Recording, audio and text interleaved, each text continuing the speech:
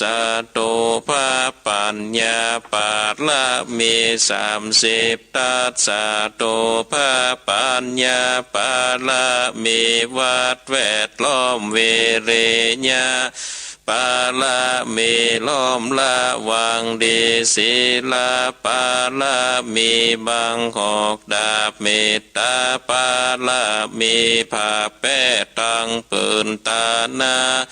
ปาละมีคือเป็นพื้นตั้งต่ออุเบกขาปาละมีคือก่อเป็นเวียงเล็กเนคขมาปาละมีคือก่อเป็นกำแพงเปกสัจจาปาละมีคือแวดละวังดีเป็นไม้ไตขันติปาละมีกายเกิดเป็นหอกดาบบางนาไม้แลปืนไฟอาทิธานาปาละมีผันผ่าไปทุกหนทุกแห่งแข่งแรงป่าฟุ้งหมู่มันปีสางไปเพศทุกที่พบที่ปังไปนี้นางแม่ทอลานี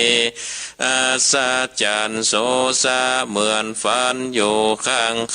น้ำนาทีนองกว้างต่อกว้างแตกตีฟองหน้านองนานอกกายเป็นข้าวตอกดอกไม้มาถวายปูชาผ้าแก้วแก่นใต้สาทานพระพุทธังเลยจุงมาภายโพดอาโนญาโตดโพดภูคาแต่ดินลีนางแม่ทอลนีออกมาลีดมวยผมอยู่ขาดอยู่ข้างจ้างขายข้าจังงาซับเดินป้นน้ำนาเตลงพัดภายคอจ้างภายหากตบดาวผายามานห้องเอาปนกัวกับยอมมือขึ้นตนหัวใส่เก่าว่าผู้ขานี้ได้ชื่อว่าเป็นลูกศิษย์พระพุทธเจ้าตนมีบุญสมปานอันมากนักพระพุทธเจ้าจริงตั้งพระปัญญาปาละมีไว้เก่าจันตั้งไว้ตั้งนาก็ได้เก่าจันตั้งไว้ตั้งหลังก็ได้เก่าจันตั้งแต่หัวแผ่วตีนก็ได้เก่าจันตั้งแต่ตีนแผ่วหัวก็ได้เก่าจันแสนว่าลูกปืนจากมาเสมอเหมือนดังฝนแสนหาก็บอกมีจากมาไกลใดข้าพระเจ้าเลยได้ว่าพระพุทธกุณังพระธรรมกุณังพระสังฆกุณังพุทธอินตาธรรมอินตาสังฆอินตาอัสสะแม่นางทอลนีผู้อยู่เหนือน้ำผู้อยู่กำแผ่นดินกันว่าผู้ข้าได้ละเลิกเกิดเติงกุลพระพุทธเจ้ากุลพระธรรมเจ้ากุลพระสังฆเจ้ากุลพระปิตากุลพระมารดากุลพระอุปัชฌาย์ครูบาอาจารย์กุลแก้วเจ้าตั้งสามภาการกุลแดดกุลฝนกุลน้ำกุลลมกุลดินกุลไฟกุลโกฏสันลาดเจ้าก่อนดีกุลพระตนพระวานาก่อนดีกุลนางทาลาเจ้าก่อดีกุลพระปัญเจกาเจ้าก่อดีกุลแม่ทอลานีเจ้าก่อดีขอจุงมาหากษาตังกำแน่กำลังยังตนตัวแข่งขาดในวันนี้คืนนี้ยามนี้จิมแดดเตอนาอุดนาอาดนาปัดนาปิดพระเจ้ามีฤทธิ์ปิดโดยพุทโธนะโมพุทธายะวะบังอมสวากาพุทโธพุทธังรักษา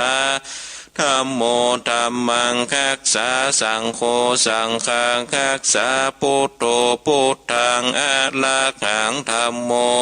ธัมมังอะระหังสังโฆสังฆังอะระหังพุทโธพุทธังกันหาธ ธัมโมธัมมังกันหะสังโฆสังฆังกันหะพุทโธเมนะโธธัมโมเมนะโธสังโฆเมนะโธอายุวันโนสุขังภะลังกราบหนึ่งกราบสองกราบสามเอาละศรัทธาญาติโยมท่านสาธุชนท่านทั้งหลายเฮาได้กล่าวคำปูจาพระรัตนตรัยได้กล่าวคำสรรเสริญคุณของพระพุทธเจ้าคุณของพระสัตตมเจ้าคุณของพระสังฆเจ้าแล้วก็ได้สวดปาลามีเก้าจันทร์ของครูบาเจ้าสลีวิจัยตนบุญแห่งเมืองลานนาเอาไว้ปกปักรักษาเฮาท่านทั้งหลายอย่างในกรรมบ่ถึงว่าเนาะปกปักรักษากรรมหน้ากรรมหลังกรรมตั้งซ้ายตั้งขวาได้อยู่ดีมีสุขหลอดพ้นจากอุปัฏฐวะกังวลอนตรายทั้งหลาย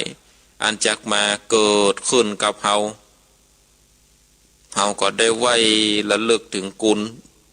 เพราะฉะนั้นศรัทธาญาติโยมต่างๆหลายก็ถือว่าเป็นสิริมงคล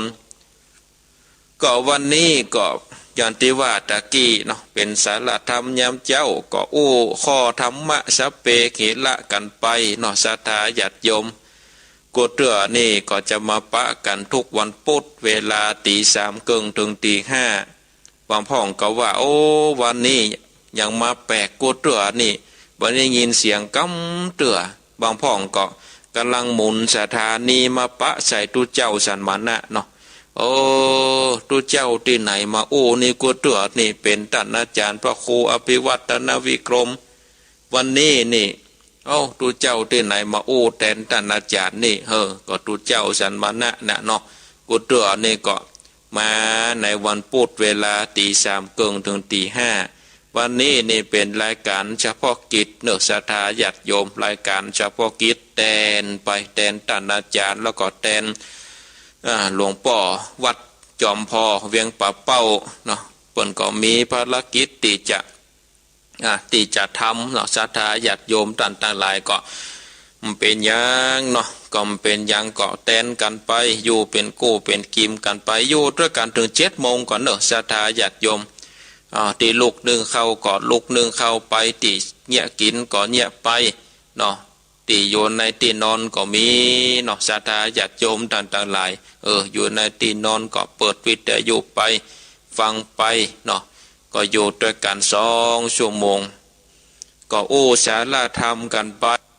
ศรัทธาญาติโยมทำนั่นก่อยเอาไปฟังปุ่นเนาะก่อยเอาไปฟังปุ่นก่อนวันพุธปุ่นก่อนเนาะศรัทธาญาติโยมต่างๆหลาย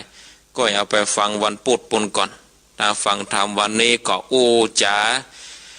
สาระธรรมหัวข้อธรรมะสเปเหระกันไปเนาะศรัทธาญาติโยมวันนี้ก็ตั้งใจจะมาในบทชัยยะมงคลคาถาทั้ง8หรือว่าบทพาหงส์เนาะจะได้ได้จ๋าได้เล่าเนาะที่เฮาได้สวดกันนะพาหงส์พามานาอุกัสนตุนะใจเนี่ยมงคลคาถาทั้ง8ความเป็นมาเป็นไปเป็นจะใดแล้วก็เรื่องราวแต่ละบทนี่เป็นจะใดก็จะพยายามในเวลา2 ชั่วโมงนี้เนาะศรัทธาญาติโยมต่างๆหลายก่อนที่จะมาถึงบทพาหุจะถึงอานิสงส์ในการได้สวดมนต์เนาะศรัทธาญาติโยมต่างๆหลายการสวดมนต์ไหว้พระนั่งสมาธินี่ก็ถือว่าเป็นการสร้างบุญนะศรัทธาญาติโยมถือว่าเป็นการสร้างบุญเฮาได้สวดมนต์บ่ว่านักบ่ว่าน้อยก็ถือว่าเฮาได้ตั้งใจสวดสรรเสริญคุณพระพุทธเจ้าคุณพระธรรมเจ้าคุณพระสังฆเจ้าจะสวดบทใดก็อานิสงส์ก็มีแต่ละบทไปบางพ่องก็สวดน้อยบางพ่องก็สวดนักไปอานิสงส์ แห่งการได้สวดมนต์ก่อนหนึ่งการสวดมนต์เพื่อถวายเป็นพุทธปูชาเป็นบุญที่ได้กล่าวคำศักดิ์สิทธิ์ที่พระพุทธเจ้าบัญญัติไว้บทสวดมนต์นั้นมาจากพระโอษฐ์ของพระพุทธเจ้าที่ได้ทรงสั่งสอนสาวกและมีการจำแล้วก็ได้ท่องสืบกันมาจนถึงมีการได้จดบันทึกไว้ในพระไตรปิฎกผู้ที่ได้มีโอกาสสวดมนต์ในชีวิตเป็นการเปล่งคำศักดิ์สิทธิ์ถวายเป็นพุทธปูชาธรรมปูชาสังฆปูชาย่อมได้บุญได้กุศลเมื่อได้บุญได้กุศลแล้วนิศรัทธาญาติโยมก็เกิดผลดีต่อร่างกายคนที่สวดมนต์เป็นประจำนั่นเนี่ยทางการแพทย์สมัยใหม่ได้รับรองว่าการสวดมนต์ทำเมื่อเกิดความสุขได้ในชีวิตจิตใจส่งผลต่อร่างกายคือหลั่งสารความสุขออกมาร่างกายก็จะแข็งแรงใบหน้าสดใสครูบาอาจารย์ในสมัยโบราณถึงปัจจุบันได้หูถึงเคล็ดลับได้หูถึงความลับก็สังเกตว่าเปิ้นจะมีอายุยืนยาวแล้วก็บรรพบุรุษของเฮานั้นเปิ้นก็ได้สวดมนต์เป็นประจำอายุของเปิ้นก็เลยยืนยาวบ่เหมือนคนในปัจจุบันที่ห่างเหินการสวดมนต์ก็อายุก็เลยสั้นลงอานิสงส์ข้อที่สามเป็นการบำเพ็ญภาวนาแถมอย่างหนึ่งทำให้มีสมาธิจิตใจแจ่มใสการสวดมนต์เป็นการสร้างสมาธิวิธีการหนึ่งเมื่อจิตที่มีสมาธิย่อมแจ่มใสมีกำลังกึดอ่านอันใดแก้ไขปัญหาอันใดก็ทำได้โดยง่ายเพราะมีสติกำกับอยู่เมื่อมี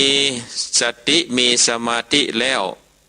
เป็นที่โปรดปรานของเหล่าเทพเทวดาและดวงจิตวิญญาณแม้คนใดบอกว่าจะเป็นพรหมเทพเทวดาสรรพสัตว์ทั้งหลายดวงจิตดวงวิญญาณทั้งหลายเมื่อได้ยินบทสวดมนต์นั้นก็จะปะกับความเยือกเย็นความสงบความเย็นใจคลายทุกข์ทำให้นิยมชอบคนที่สวดมนต์และเมื่อได้ยินแล้วก็ช่วยปกปักรักษาคนที่สวดมนต์อานิสงส์ข้อที่ห้าเกิดบุญจากการแผ่เมตตาเมื่อสวดมนต์เสร็จสิ้นมีการแผ่เมตตาแก่ตัวเก่าและเหล่าสรรพสัตว์ย่อมเกิดอานิสงส์บุญก็เกิดขึ้นอันที่หกได้รับพรจากสิ่งศักดิ์สิทธิ์คนที่สวดมนต์เป็นประจำย่อมได้รับการอวยพรจากสิ่งศักดิ์สิทธิ์เสมอเพราะเป็นผู้สร้างกรรมดีจากการสวดมนต์แล้วก็แผ่เมตตาข้อที่เจ็ดสร้างสิริมงคลต่อตัวเก่าแล้วก็ต่อครอบครัวปัดเป่าภัยพิบัติโรคร้ายทุกบทสวดมนต์นั้นมาจากอักขระที่ศักดิ์สิทธิ์มีอำนาจดลบันดาลเนื้อสิ่งอัปมงคลนั้นออกไปจากชีวิตแล้วก็สร้างสิริมงคลให้กับคนที่สวดยิ่งสวดหนักยิ่งสวดตึงวันก็จะมีสิริมงคลเกิดขึ้นกับเขาตึงวันทำอะไรอย่างก็จะสำเร็จได้ง่ายข้อที่แปดสามารถแผ่บุญไปช่วยคนอื่นที่เดือดร้อนได้บทสวดมนต์ทุกบทก็สามารถที่จะแผ่บุญกุศลไปช่วยคนอื่นที่เดือดร้อนได้ยิ่งเป็นสายเลือดเดียวกันหรือว่าเป็นคนที่มีบุญมีกุลเป็นคนที่เป็นสายเลือดเดียวกันนี่ก็ยิ่งจะแผ่ได้ง่ายเพราะว่ามีบุญแล้วก็มีกรรมที่ผูกพันกันมาอานิสงส์ที่ได้กล่าวมานั่นศรัทธาญาติโยมก็พอจะคือตั้นตั้งหลายนี่นอนได้เข้าใจถึงอานิสงส์หรือประโยชน์ที่ได้รับการสวดมนต์ได้ไหว้พระนั่งสมาธิตลอดถึงการแผ่เมตตาเป็นอย่างดีอันนี้เป็นประโยชน์เบื้องต้นประโยชน์ทางอ้อมนี่ศรัทธาญาติโยมมันเป็นปัจจัตตังเนาะรู้ได้เฉพาะตนเองว่ามันเกิดขึ้นกับเฮานี่เป็นอย่างใดแล้วก็อานิสงส์ข้อที่เก้าข้อสุดท้ายเป็นพื้นฐานไปสู่การปฏิบัติวิปัสสนากรรมฐานซึ่งเป็นขั้นสูงต่อไปเพ ราะว่ามีสมาธิเกิดขึ้นแล้วศรัทธาญาติโยมต่างๆหลายเนาะเมื่อมีสมาธิเกิดขึ้นก็ทำให้เฮาได้นำไปต่อยอดเนาะศรัทธาญาติโยมเฮาได้นำไปต่อยอดก็จะเกิดการที่ขึ้นไปสู่วิปัสสนากรรมฐานก็นั่งสมาธิภาวนาไปเนาะศรัทธาญาติโยมอยู่ในโลกของความเป็นจริงมีสติรู้ว่าอย่างเกิดขึ้นก็คือมีสติพิจารณาไป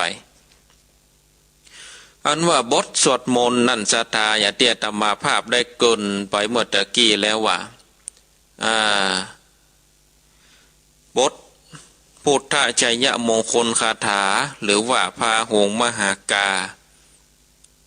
ซึ่งเป็นบทสวดมนต์ที่สมเด็จพระพลรัตนวัดป่าแก้วได้ถวายให้สมเด็จพระนเรศวรมหาราชใจสวดเป็นประจำพระองค์เป็นการกล่าวถึงชัยชนะ8 ครั้งของพระพุทธเจ้าที่มีต่อพญ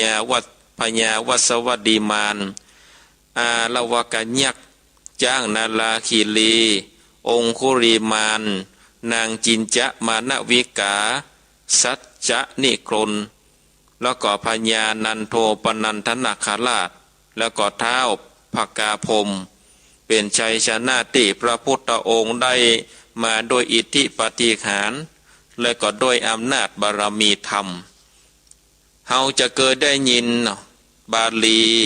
ที่ตุเจ้าเพิ่นได้สวดหรือว่าญาติโยมท่านทั้งหลายได้สวดว่าพาโขงสาคัสสมะพินิมเมตตาสาวุทันตังกีเมกัลลังอุติตะโขละเสนามาลังทานาทิธรรมวิตินาจิตวามุนินโทตันเตชัสสาภวันตุเตจยะมังคารานิพญามารเนรมิตแขนได้ปันหนึ่งถืออาวุธครบมือขี่จ้างคีรีเมฆพร้อมด้วยเสนามารได้โห่ห้องกึกก้องพระจอมมุนีทรงเอาชนะได้โดยธรรมวิธีมีฐานะบารมีเป็นต้นด้วยเดชแห่งชัยชนะนั้นขอใจยะมงคลจงมีแก่ท่านเพราะฉะนั้นในศรัทธาญาติโยมเหตุการณ์แห่งใจมงคลนี้บทที่1นี่เกิดขึ้นใต้ต้นโพ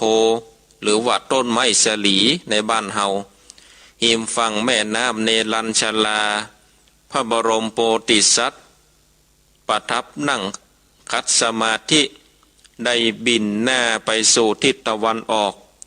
ได้ตั้งพระวรกายตรงดำรงพระสติมั่นเจริญอานาปานสติตั้งพระปณิธานแน่วแน่จะพยายามเพื่อบรรลุสัมมาสัมโพธิญาณฮือได้แม้ว่าเลือดเนื้อแล้วก็โลหิตจะเหือดแห้งไปเหลือแต่หนังหุ้มกระดูกก็จะไม่ยอมลุกเป็นอันขาดก็ห้องเลยว่าเอาชีวิตนี้เข้าแลกยอมตายแต่ต้นโพนี่พญามารมีชื่อว่าวสวัตตีมารก็ปรากฏตัวอันว่าวสวัตตีนี่แปลว่าผู้ยังบุคคลอื่นฮือตกอยู่ในอำนาจแสดงว่ามารตัวนี้นี่บัดใจเป็นมารที่มีฤทธิ์น้อยนะศรัทธาญาติโยมท่านทั้งหลายเปิ้นอยู่ในสวรรค์ชั้นสูงสุดก็คือว่าชั้นปรนิมิตวสวัตตีแบ่งออกเป็น2 แดนคือแดน1มีเทพนามว่าวสวัตตีเทพครอบครองอยู่แล้วก็แถมแดน1เป็นแดนมารมีพญามารวสวัตตีตนเนี้ยครอบครองอยู่พญามารกลัวว่าพระโพธิสัตว์จะก้าวพ้นจากเงื้อมมือของตัวเก่าก็ยกพโยพลเสนามารมาพาดจนตัวพญามารก็เนรมิตมือของตัวเก่าได้ปันหนึ่งหมดตึงอย่างหนวดกุ้งเนี่ยเนาะศรัทธาญาติโยมต่างๆหลายฮอตโตหมดตึงหมับหยับเงียบเนาะทุกมือนั่นก็ถืออาวุธนะศรัทธาญาติโยมต่างๆหลายได้ถืออาวุธกูมือได้ปันมือขี่จ้างนามว่าคีรีเมฆหรือว่าคีรีเมฆขละ นำลิ้วล้อหน้าตาอันสะเพิงกลัวมาล้อมพระองค์มาล้อมพระโพธิสัตว์ตอนนั้นนะย่อมได้บรรลุอนุตตรสัมมาสัมโพธิญาณเป็นพระพุทธเจ้าเตื้อได้ออกปากขับไล่คือพระโพธิสัตว์ลุกจากบัลลังก์อ้างว่าบัลลังก์นี้เป็นของมันพระบรมโพธิสัตว์ก็ตรัสว่ารัตนบัลลังก์นี้เป็นของเฮาพราหมณ์นามโสติยะคือญากุสะเอามา8 กำเฮาเอามาลาดเป็นอาสนะญากุสะนี่ตอนแรกอาตมาก็เข้าใจว่าในหนังสือเนาะในหนังสือนี่ก็พ้นว่าเป็นญาคาสถาญาติโยมต่างๆหลายเป็นญาคา8 กำแต่เมื่ออาตมาภาพได้เดินทางไปที่ข้างแม่น้ำเนรัญชลาที่เมืองพุทธคยาในสถาอาตมาไปอยู่2 เตื้อที่ต้นโพนั่นนะซึ่งตรงข้ามของพระเจดีย์พุทธคยานั่นนี่เพิ่นจะมีสถานที่ที่ว่าเจ้าชายสิทธัตถะนะซึ่งบำเพ็ญบารมีนักพจน์นั้นได้ขับญาคาซึ่งจะตรงข้ามกับพุทธคยาเลยสถาญาติโยมเจ้าชายสิทธัตถะให้ได้หับเอาญาคาจากโสติญาพราหมณ์นะข้างน้ำเนรัญชลานี่จะมีต้นแย่กุศะขึ้นอยู่นี่สถาญาติโยมต่างๆหลายไปพอแล้วนี่ปนว่าเป็นแต่ใบนะคล้ายต้นคานะแต่ว่ามันมีดอกนะสถาญาติโยมมันมีดอกเหมือนกับดอกไม้กวาดนะเหมือนกับต้นโกงนะเหมือนกับต้นโกงเหมือนกับยูนะเนาะคล้ายๆอย่างนั้นสถาญาติโยมต่างๆหลาย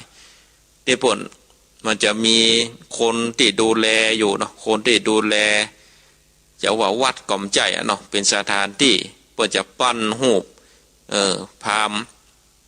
โสติยาพราหมณ์แล้วก็หูปเจ้าชายสิทธัตถะเนาะได้หับเอาญาคาอยู่ที่หันเนาะว่าก็มีอันญากุศะเนี่ยวางอยู่เป็นมัดก็พ่อก็เหมือนกับยูนะสถาญาติโยมต่างๆหลายที่ข้างแม่น้ำเนรัญชลาน้ำเนรัญชลานี่หน้าแรงนี่แห้งเนอะสถาญาติโยมเตียวข้ามก็ได้กว้างเหมือนกันเนอะกว้างเหมือนกันพอลายเพนี่ก็หันลายปุ้นอยู่ก็กว้างเหมือนกันแต่ว่าถ้าหน้าฝนนี่ก่อนน้ำก่อนนองอยู่นะแต่ถ้าหน้าแรงนี่มันถึงเหมือนกับทะเลทรายนะสถาญาติโยมน้ำนี่ไหลน้อยมีกลางปุ่นถ้าไผ่มันเคยไปก็รอปุ่นเปิดประเทศก่อนเนาะสถาญาติโยมก็เดินทางเถอะเนาะ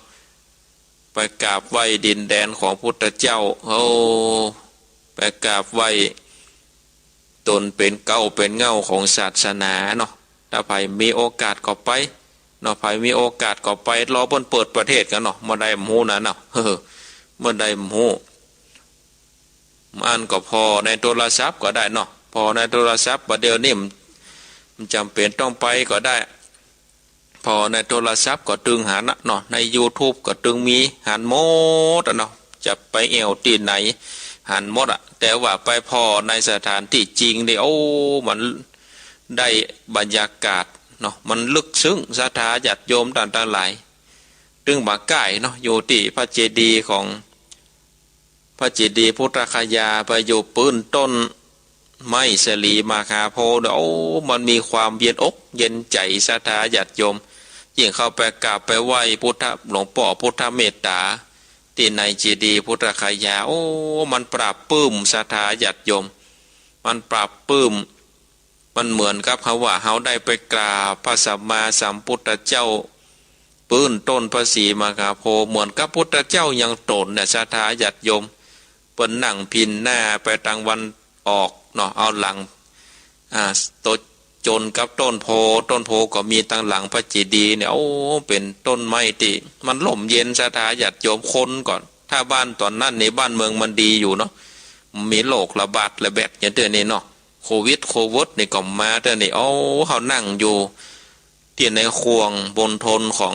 ต้นภาษีมหาโพธิ์นะโอ้คนศรัทธาญาติโยมทุกประเทศที่เพิ่นนับถือพุทธศาสนานะเพิ่นไปไหว้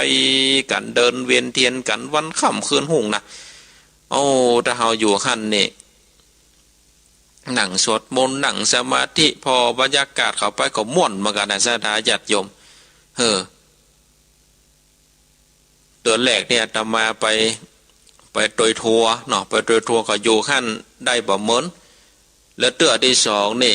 ตั้งใจไปตีเดียวศรัทธาญาติโยมไปตีเดียวไปอยู่ที่พุทธคยา7 วันไปอยู่ที่พุทธคยานั่นนะไปอยู่ที่ไปตีเดียวไปอยู่ที่เพื่อตั้งใจที่จะไ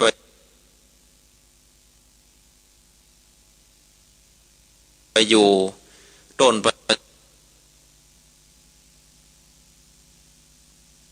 ก็บาจ้างจะญาติได้ศรัทธาญาติโยมต่างๆหลาย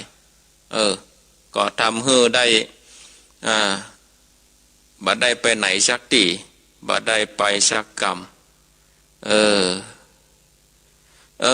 อินเทอร์เน็ตมันบ่ค่อยเสถียรนะศรัทธาญาติโยมต่างๆหลายอินเทอร์เน็ตมันบ่ค่อยเสถียรดับติดก็ต้องขออภัยเนาะศรัทธาญาติโยมเนาะต้องขออภัยสัญญาณอินเทอร์เน็ตบ่เดียวนี่มันเป็นอย่างหู้น่ะอินเทอร์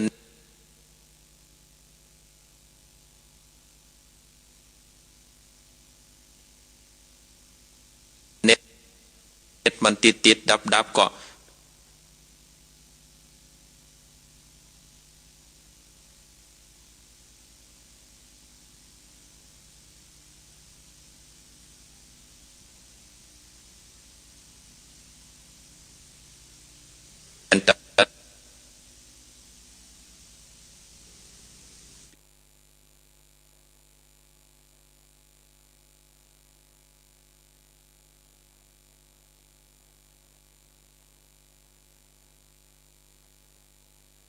อันก็มาบอกว่า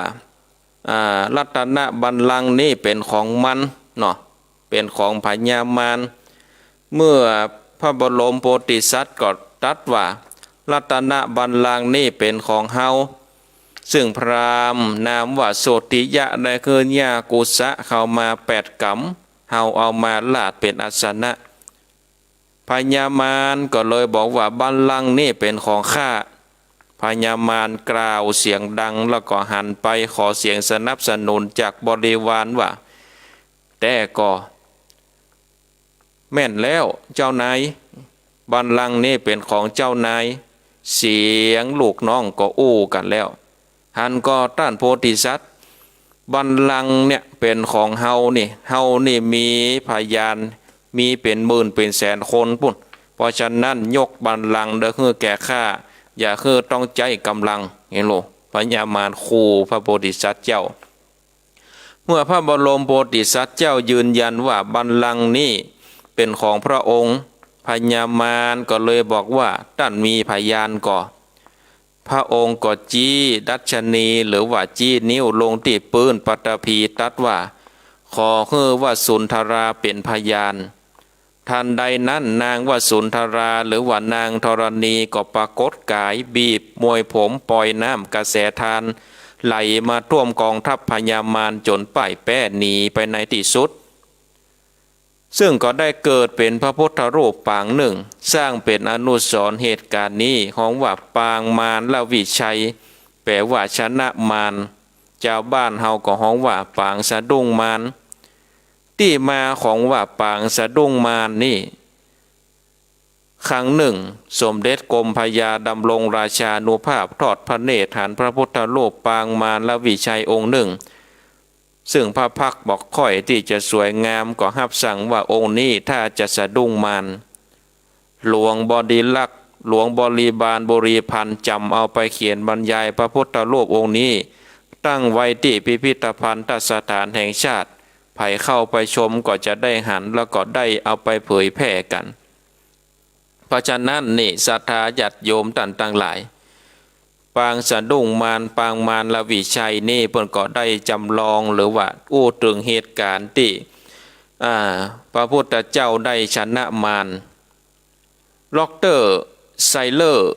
ผู้สนใจคัมภีร์พระพุทธศาสนาคนหนึ่ง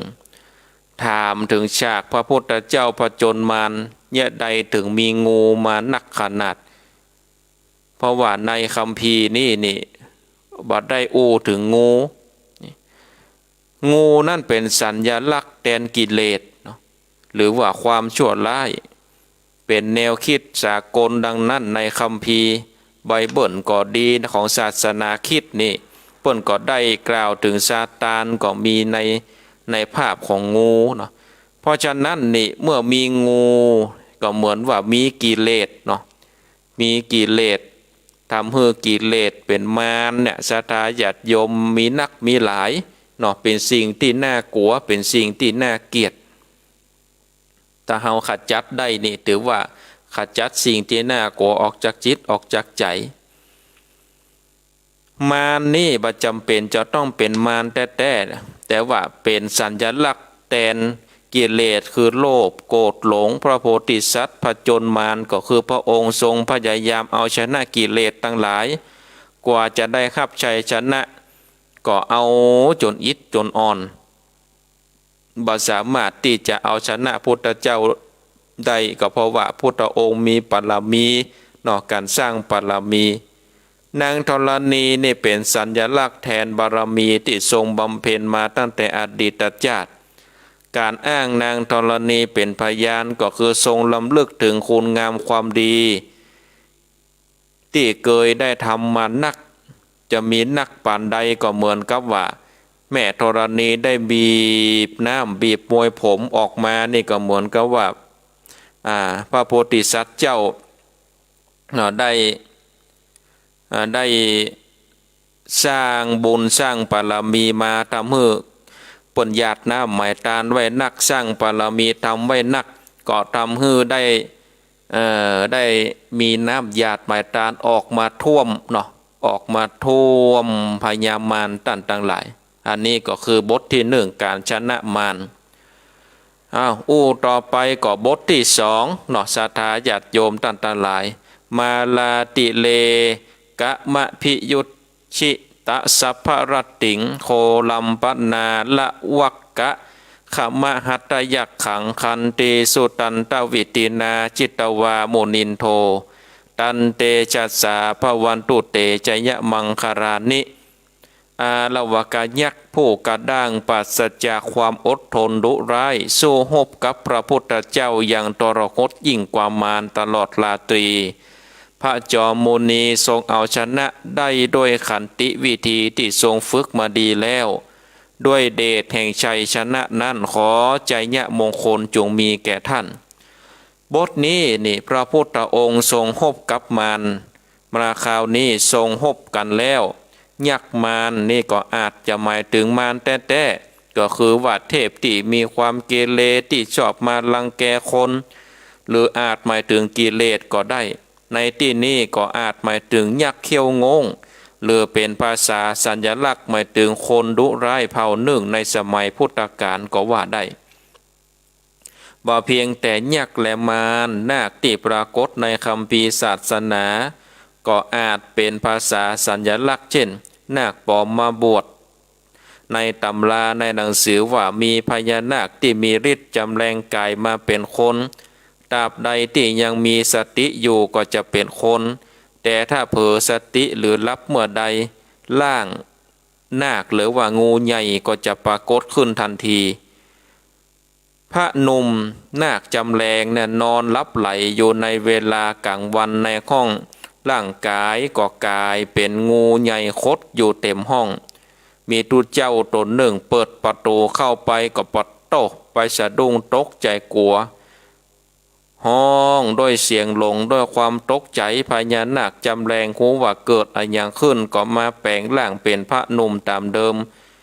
เรื่องหูถึงพระพุทธองค์ก็เลยเปิดเผยความจริงว่าเป็นพญานาคปลอมมาบวชเพราะมีความเลื่อมใสในพระพุทธศาสนาพระพุทธองค์ก็ตรัสว่าเพศบรรพชิตบ่เหมาะสำหรับสัตว์เดรัจฉานก็คือเธอลาสิกขาปีกไปสู่นาคพิภพตามเดิมต ตรงนี้นี่ศรัทธาญาติโยมต่างๆหลายหนังสือในประเทศไทยแต่งต่อว่าหน้ากราบทูลขอว่าในก็บ่มีโอกาสบวชอยู่ในพระพุทธศาสนาต่อไปแล้วขอฝากชื่อไว้ตัวในปลายภาคหน้าใครจะมาขอบวชก็คือห้องคนนั้นว่านาคอย่างอั้นแต่ว่าในตำราเดิมในหนังสือเดิมๆนั้นบ่ปรากฏกำอู้นี้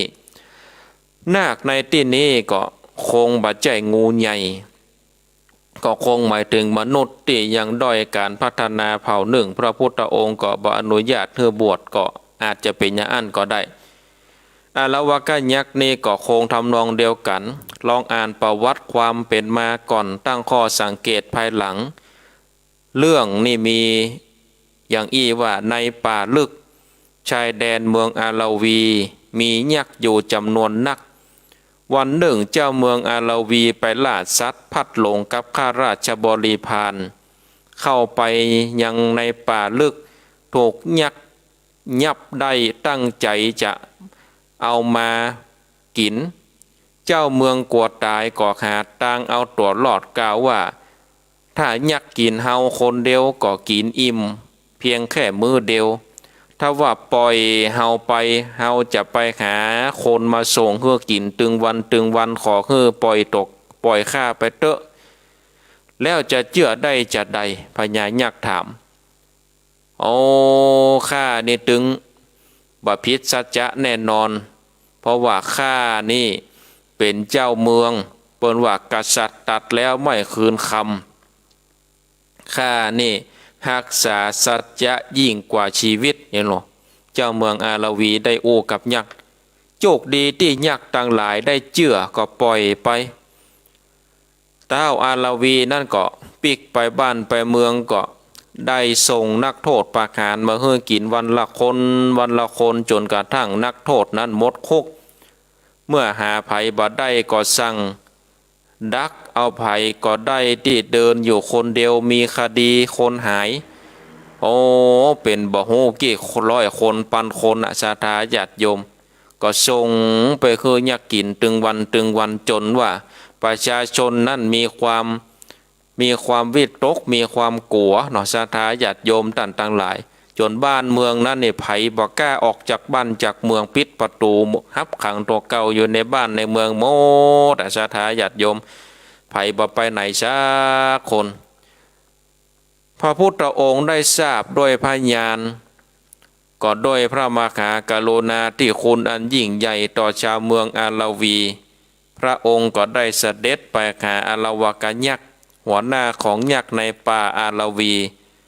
บังเอิญอาลาวกยักษ์บ่อยู่พระองค์ก็เสด็จเข้าประทับหน้าที่นั่งประจำตำแหน่งของอาลาวกยักษ์เมื่ออาลาวกยักษ์ปิกมาพระพุทธเจ้าประทับที่บัลลังก์ของตัวเก่าก็โคตรศรัทธาญาติโยมแล้วก็อู้ว่าสมณะโลนมานั่งที่ข้าเนี่ยใดลุกขึ้นเดี๋ยวนี้พระพุทธองค์ก็ทรงลุกขึ้นได้อย่างง่ายดายยักษ์ก็ได้ใจก็ออกคำสั่งว่านั่งลงพระองค์ก็นั่งลง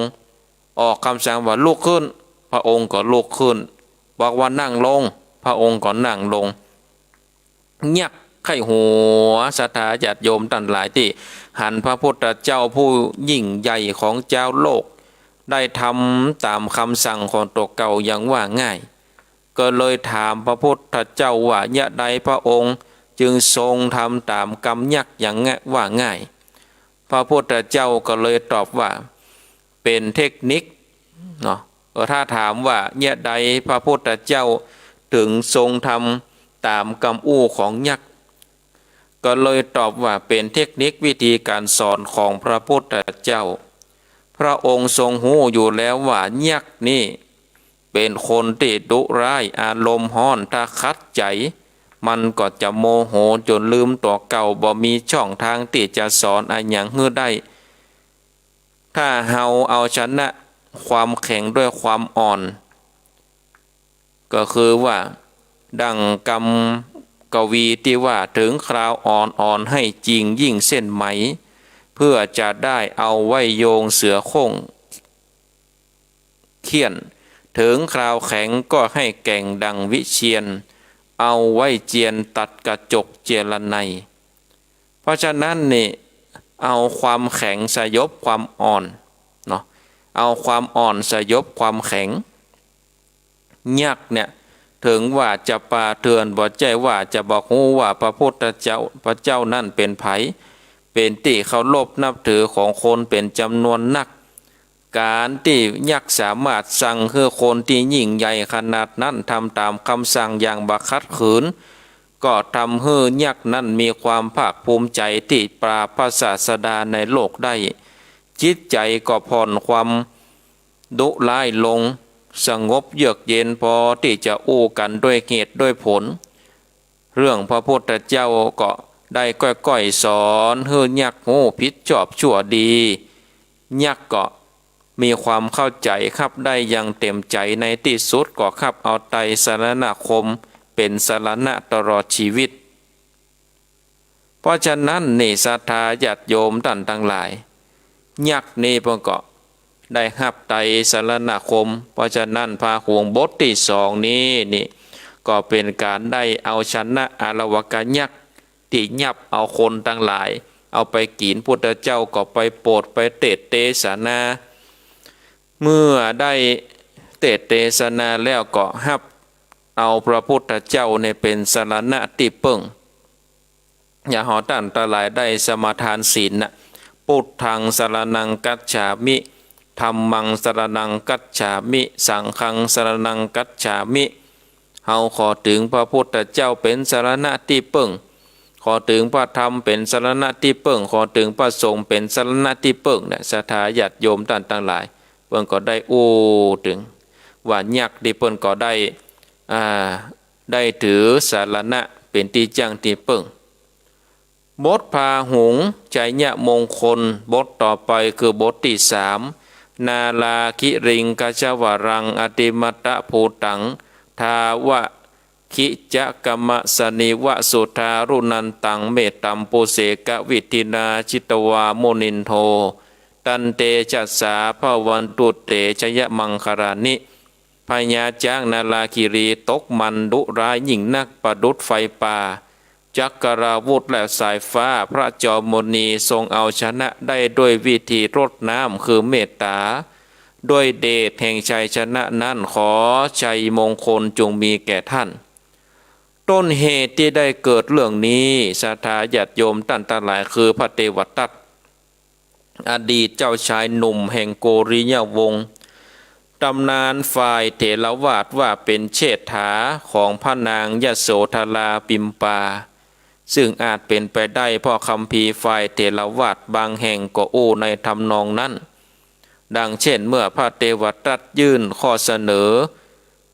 พระพุทธองค์ทรงมอบสงฆ์ท่านปกครองว่าบัดนี้พระองค์ทรงแก่เฒ่าแล้วขอจงมอบภาระดูแลสงฆ์แก่ข้าพระองค์ถ้าพระพุทธองค์ทรงเป็นสหชาติกับพระนางยโสธราปิมปาและถ้าพระเทวทัตเป็นเชษฐาของพระนางแต่พระเทวทัตก็บ่น่าจะอู้ว่าพระองค์ทรงแก่เฒ่าแล้วแต่อย่างใด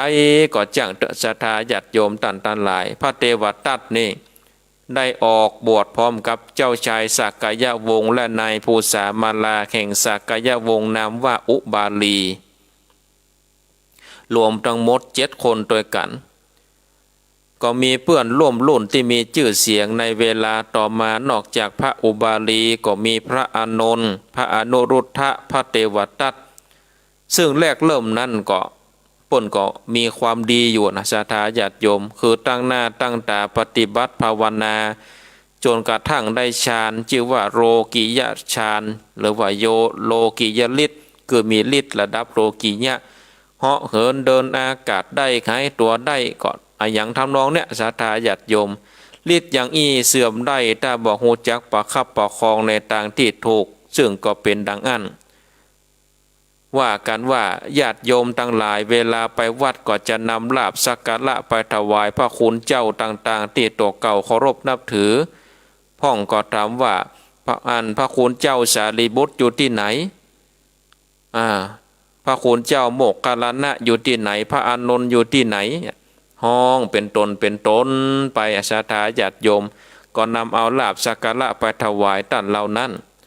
น้อยลายที่จะถามถึงพระเทวทัตเฮานี่ก็มากึดถึงว่าเป็นถึงคัตติยะกุมารศรัทธาญาติโยมเป็นถึงเจ้าชายมาบวชแต่ว่าโอ้บ่มีภัยถามถึงเนาะศรัทธาญาติโยมต่างๆหลายบ่มีภัยถามถึงสักคนก็มีอยู่น้อยๆคนก็มาถึงถามถึงพระเทวทัตนอกนั้นคนมาวัดก็มาเฝ้าพุทธเจ้าพ่องมาหาพระอานนท์พ่องมาหาพระโมคคัลลานะมาถามถึงพระสารีบุตรเนี่ยแต่ว่าตอกเก้านี่บ่ได้อู้ถึงศรัทธาญาติโยมต่างๆหลายโอ้น้อยใจหรอน้อยใจความที่ปนของว่าปาปิจฉาความปรารถนาลามกหรือว่าความโลภนั้นเกิดขึ้นในใจของพระเทวทัตแล้วเทวทัตก็เกิดว่าเจ้าชายอาชาติศัตรูนะมกุฎราชกุมารมีสติปัญญาบาแหลมคมสามารถที่จะล้างสมองได้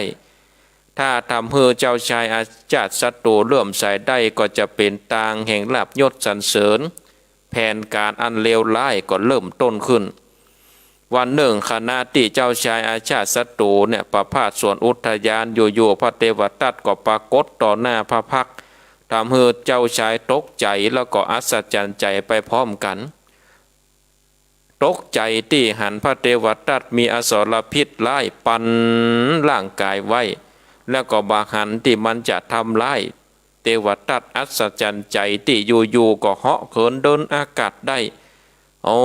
ศรัทธาญาติโยมก็แสดงฤทธิ์เนาะ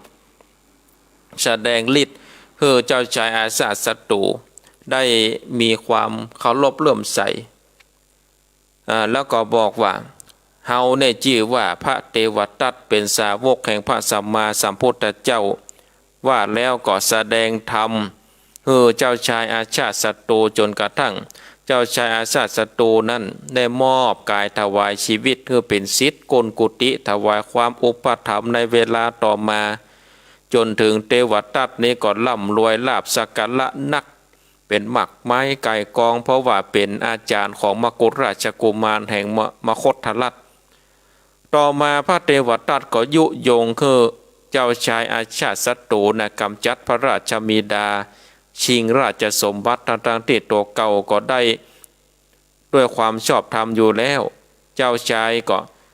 ได้ยับเอาพระราชบิดาขังคุกคืออดอาหารจนสิ้นพระชนตอนหลังเจ้าชายอาชาติศัตรูหูว่าถูกพระเทวทัตหลอกก็สั่งตัดความอุปถัมภ์ที่เคยให้แก่พระเทวทัตก่อนหน้านั้นเล็กน้อยเนี่ยพระเทวทัตจ้างนายขมังธนูไปยิงพระพุทธเจ้าแต่แผนการล้มเหลวก็ลงทุนได้ไปกิ้งก้อนหินลงมาหมายที่จะทับพระพุทธเจ้าคณะประทับนั่งเข้าฌานสมาบัติที่ถ้ำมัทธกุชิเชิงเขาคิชกูฏก้อนหินกิ้งลงไปปะทะชะง่อนผาสะเก็ดหิน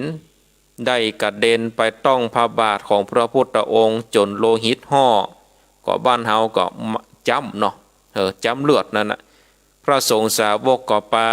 กันนำเอาพระพุทธเจ้าไปหาหมอชีวกถวายการรักษาพยาบาลณชีวกรรมพวัน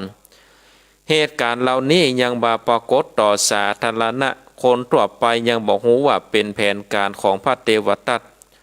ต่อมาเมื่อเกิดเหตุจ้างนาราคีรีคนก็โจทย์จันกันว่าพระเทวทัตเกิดต้นเหตุการณ์การทำอันเลวร้ายนี้ก็คือว่าเจ้าวันหนึ่งขณะที่พระพุทธเจ้ามีพระอานนท์ได้เสด็จตามโดยเสด็จออกบิณฑบาตโปรดสัตว์ในเมืองราชคฤห์พญาจ้างตกมันถูกปล่อยจากโฮงจ้างได้วิ่งออกมาสู่ถนนใหญ่มุ่งหน้ามาทางพระพุทธเจ้าแล้วก็พระอานนท์ได้ห้องเสียงกำปนาตมหาชนเจ้าเมืองก็วิ่งหนีตายกันพระอานนท์พุทธอนุชาก็เกรงว่า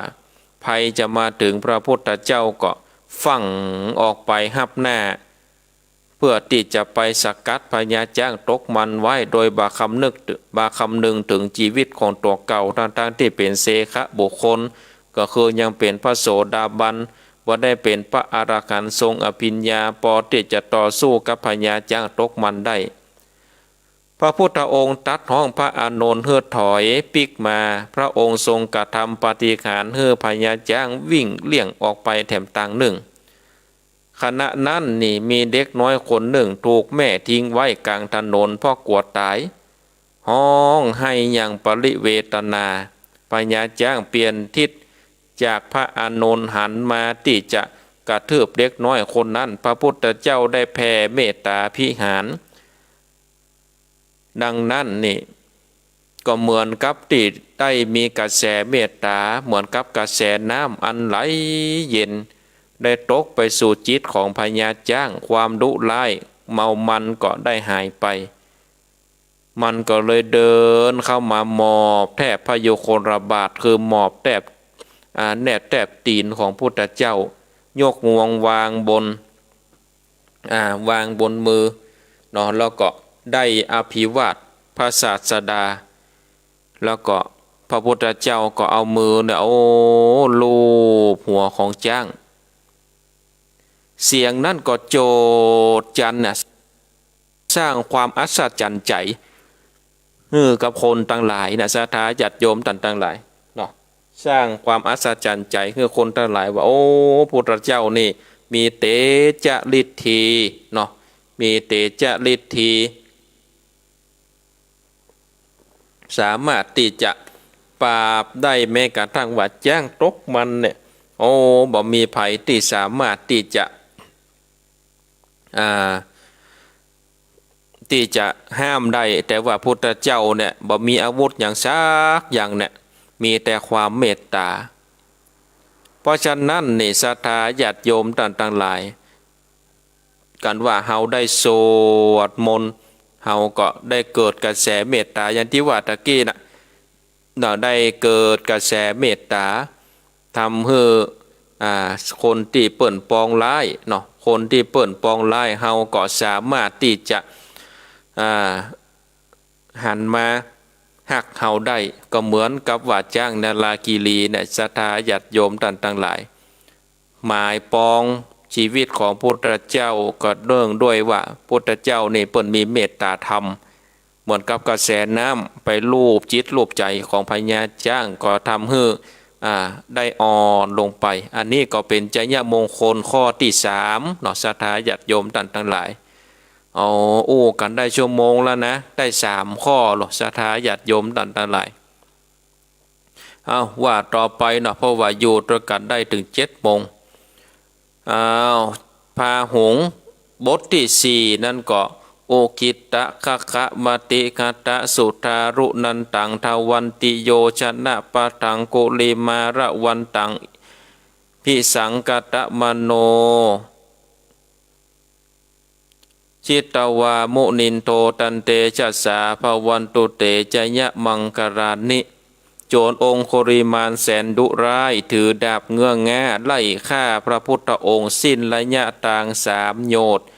พระจอมมุนีทรงบันดาลอิทธิฤทธิ์ตังในเอาชนะได้รับคาบด้วยเดชแห่งชัยชนะนั้นขอจยะมงคลจงมีแก่ท่านองคุลิมานนี่มีนามเดิมว่าอหิงสกะมีประวัติความเป็นมาค่อนข้างที่จะพิลึกพิลั่นเป็นพระสาวกรูปหนึ่งที่ได้รับการยกย่องในฐานะที่เป็นผู้ต้นคดปลายตรงคือเบื้องต้นนั้นประพฤติผิดพลาดจนกลายเป็นโจรต่อมาในช่วงท้ายแห่งชีวิตได้กลับเนื้อกลับตัวบวชเป็นสาวกพระพุทธเจ้าแล้วก็เป็นพระอรหันตผลเป็นพระอรหันตขีณาสพหมดกิเลสทั้งปวงขณะที่มิดาของท่านซึ่งเป็นปุโรหิตของพระเจ้าประเสนทิโกศลอยู่ในราชสำนักได้เกิดเหตุประหลาดคืออาวุธในพระคลังแสงเกิดโชตนาการสว่างไสวไปทั่วบ้านทั่วเมืองท่านปุโรหิตได้แงนพอท้องฟ้าก็หันดาวโจรลอยเด่นอยู่บนหน้าภากาศก็กราบทูลว่าเด็กที่เกิดมาในเวลานี้จะเป็นมหาโจรอันลือชื่อเมื่อปิกไปบ้านก็หูว่า ลูกชายของตัวเก่าเกิดในเวลานี้พอดีท่านปุโรหิตก็ปิกประกาศทูลให้พระราชาได้ทราบแล้วก็ขอพระบรมราชานุญาตให้ได้กำจัดละอ่อนคนนั้นพระราชาก็ตรัสถามว่าเป็นโจรราชสมบัติหรือว่าโจรธรรมดาท่านปุโรหิตก็กราบทูลว่าเป็นโจรธรรมดาพระเจ้าค่ะพระเจ้าประเสนาธิโกศลตรัสว่าถ้าอย่างอันแล้วก็บ่ต้องไปทำอะไรหยังท่านปุโรหิตจงเลี้ยงลูกของท่านให้ดีก็แล้วกันปุโรหิตผู้เป็นพ่อก็ได้ตั้งชื่อเพื่อได้จะแก้เคล็ดว่าอหิงสักกะแปลว่าผู้บ่เบียดเบียนไผตอนละอ่อนน้อยๆเนี่ยสถาญาติโยมอหิงสักกะก็เป็นคนที่บ่เบียดเบียนไผแท้ๆเป็นละอ่อนที่ว่านอนสอนง่ายเฮียนเก่งพ่อก็เลยส่งไปศึกษาศิลปวิทยาที่สำนักอาจารย์ทิสาปาโมกเมืองตะกะศิลาเด็กหนุ่มอหิงสักกะก็ขยันหมั่นเล่าเรียนศึกษาเชื่อฟังคำสอนของอาจารย์เป็นที่คักของอาจารย์จนกระทั่งว่าบรรดาศิษย์ร่วมสำนักเกิดความอิจฉาริษยาก็ได้หาทางที่จะกำจัดอหิงสักกะก็โดยแบ่งเป็นพวกทยอยกันเข้าไปฟ้องอาจารย์ว่าอหิงสักกะนี่บ่ได้ความอย่างอันอย่างอี้ถูกอาจารย์ได้ไล่ออกไปเป็นแถวเพราะว่าบ่เชื่อกรรมละอ่อนนั้นแต่ว่าละอ่อนหมู่นั้นก็บ่เลิกละความพยายามเพื่อที่จะทำให้อาจารย์นั่นเอ็นเอียงไปกับตัวเก่าพ่องก็เลยได้จักจูงเนาะคนทั้งหลายไปอู้ว่าโอ้อาจารย์เหยหากว่ามันบ่มีเรื่องมีราวข้าก็ตึงบ่มาอู้อาจารย์นะอู้เรื่องหยังอาหิงสักกะคนนี้เป็นจู้กับเมียอาจารย์เนอะปอโตเรื่องอื่นนี่ปอฟังได้แต่เรื่องว่าเป็นจู้นี่โอ้รับไม่ได้เห็นบ่กำนั้นหูเบาสถาญาติโยมอาจารย์หูเบาจื้อกรรมลูกศิษย์เหล่านั้นเนี่ยจะเอาเฮือออกไปจากสำนักเสื่อเกาะจะบะคนทั้งหลายก็จะบะเจือเนาะก็เลยแต่งอุบายสถาญาติโยมต่างหลายแต่งอุบายว่าอันเฮืออาหิงสักกะเนี่ยจะจบการศึกษาแล้วแต่ว่ามีวิชาแค่วิชาหนึ่งที่จะสอนเฮือแต่วิชานั้นนี่ต้องแลกด้วยมือเนาะต้องแลกด้วยนิ้วมือนี่ต้องครบได้ปันมือก่อนเนาะก็เลยวางแผนเนาะวางแผนที่จะกำจัดศิษย์โดยออกอุบายเพื่อไปฆ่าคนเอานิ้วมือมาคือครบปันอ้างว่าเพื่อที่จะได้ประกอบพิธีประสิทธิ์ประสาทเคล็ดลับวิชาที่บ่เคยถ่ายทอดให้ไผกำเตื้อถ้าว่าศิษย์คนใดอยากได้ก็เฮอเนี่ยอย่างเนี้ยเขาทั้งหลายก็บักกล้าเพราะว่าหู้กันแล้วแต่ว่าอาหิงสักกะเนี่ยศรัทธาญาติโยมเปิ้นก็เลยเชื่อฟังคำครูบาอาจารย์อยู่แล้วก็เลยได้ออกไปเป็นโจรเนาะไปฆ่าคนเพื่อตัดเอานิ้วมือก็เลยมีชื่อว่าองคุริมานได้ดักฆ่าคนที่ป่าดงดิบฆ่าแล้วก็ตัดเอานิ้วมือมาห้อยเป็นพวงมาลัยเป็นที่หวาดกลัวของประชาชนจนบ่มีภัยที่จะเดินทางพระเจ้าประเสนาธิโกศลตัดสินใจพระไทยยกกองทัพไปปราบเพื่อที่จะสร้างขวัญกำลังใจให้แก่ประชาชนซึ่งตอนนั้นนี่แม่ของอหิงสักกะได้หู้ข่าวว่าบุตรชายของตัวเก่าเป็นโจรแล้วก็จะได้รับอันตรายเพราะพระเจ้าแผ่นดินได้เดินทางเพื่อที่จะไปปราบแล้วก็กลัวลูกจะเป็นอันตรายก็เลยลักออกจากบ้านจากเมืองมุ่งหน้าไปถึงป่าดงดิบที่คุณโจรอหิงสักกะนั่นคือองคุลิมานั้นอาศัยอยู่เพื่อที่จะได้แจ้งข่าวให้ลูกตัวเก่าได้หู้พระพุทธเจ้าทรงทราบด้วยพยานเกรงว่าองคุลิมานจะทำมาตุฆาตก็คือฆ่ามารดาเพราะมหาโจรมีสติมีจิตใจฝั่นเฟือนจำภัยบ่ได้ป ปะไผก็จะฆ่าก็เลยเสด็จไปดักหน้าองคุลิมานหันผ้าเหลืองก็ดีใจที่ได้ปะเหยื่อเป็นสมณะก็บ่ได้สนใจเพียงแต่ว่าจะได้นิ้วมือคบปันก็เลยถือมีดโกนอาบน้ำผึ้งเนาะก็เลยถือดาบก็เลยถือดาบนะศรัทธาญาติโยมถือดาบนั่นไล่พระพุทธเจ้าแล้วก็เอิ้นว่าหยุดก่อนสมณะหยุดก่อนสมณะหยุดก่อนสมณะหยุดก่อนเนี่ย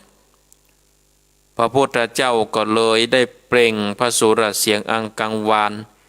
ไปโดนจิตโดนใจขององคุลิมานว่าเฮาหยุดแล้วแต่เธอน่ะไม่ยอมหยุด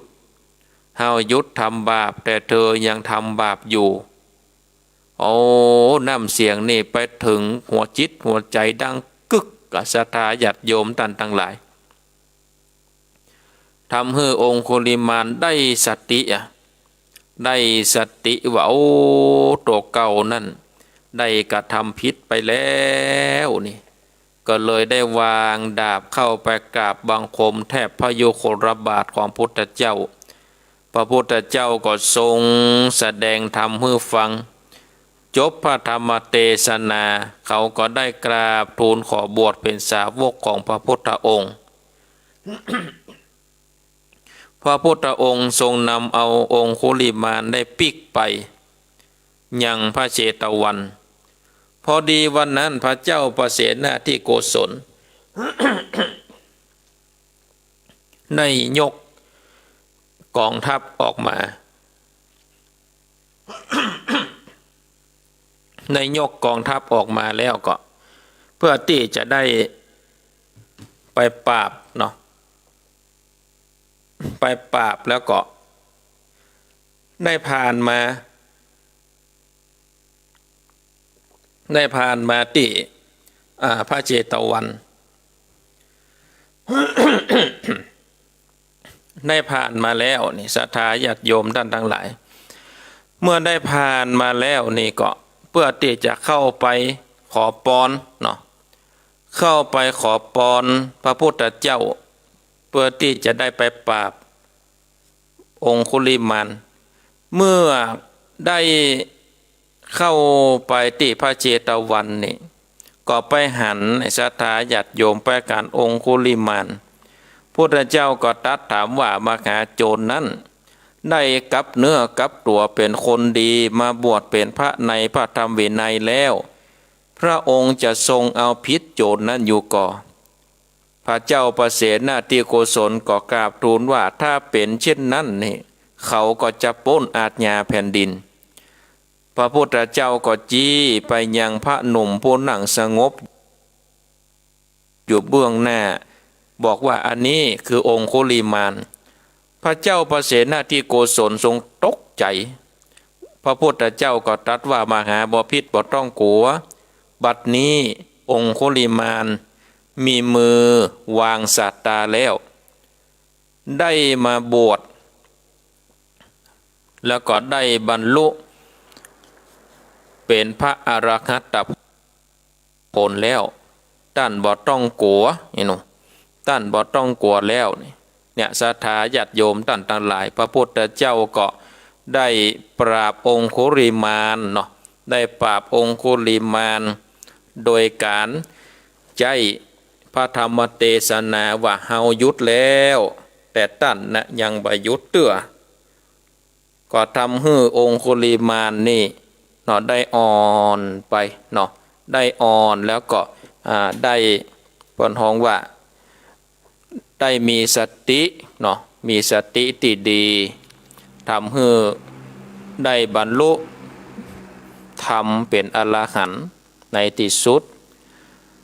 อันนี้ก็เป็นพระหุงบทที่สี่เนาะศรัทธาญาติโยมโอ้นักเกาะเสียงก็แหบก็แห้งบามากานาเนาะศรัทธาญาติโยมต่างหลาย เนาะเสียงก็แหบก็แห้งไปก็ต้องขอสุมาอภัยเนอะศรัทธาญาติโยมต่างหลาย